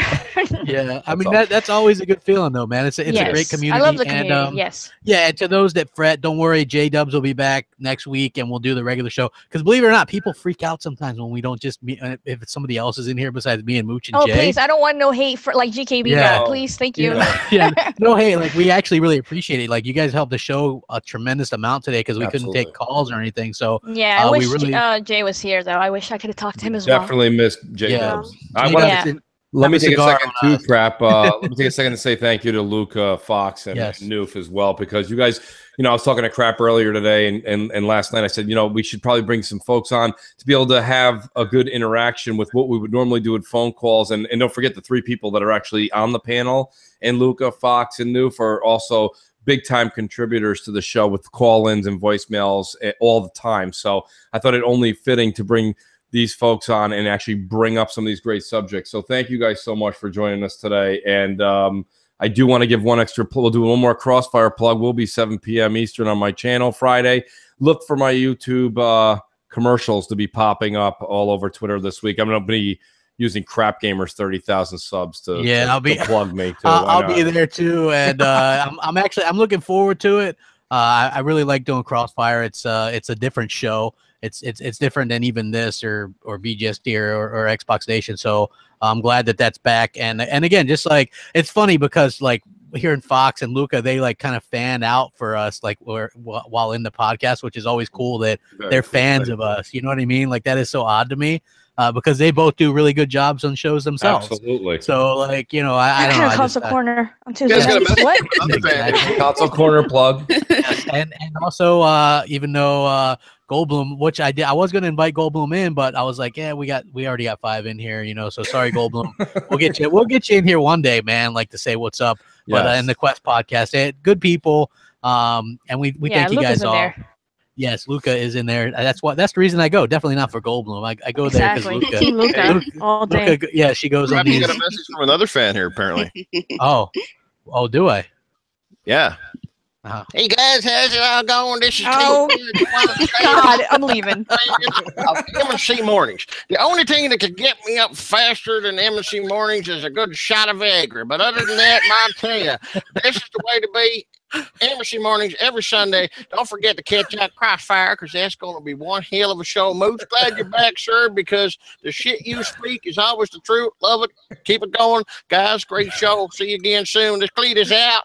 Thanks, Cletus. We'll catch you guys all next week and this week and BGST tonight and all that good stuff. Thank you guys so much for joining us. We'll catch you later. Rack them up later.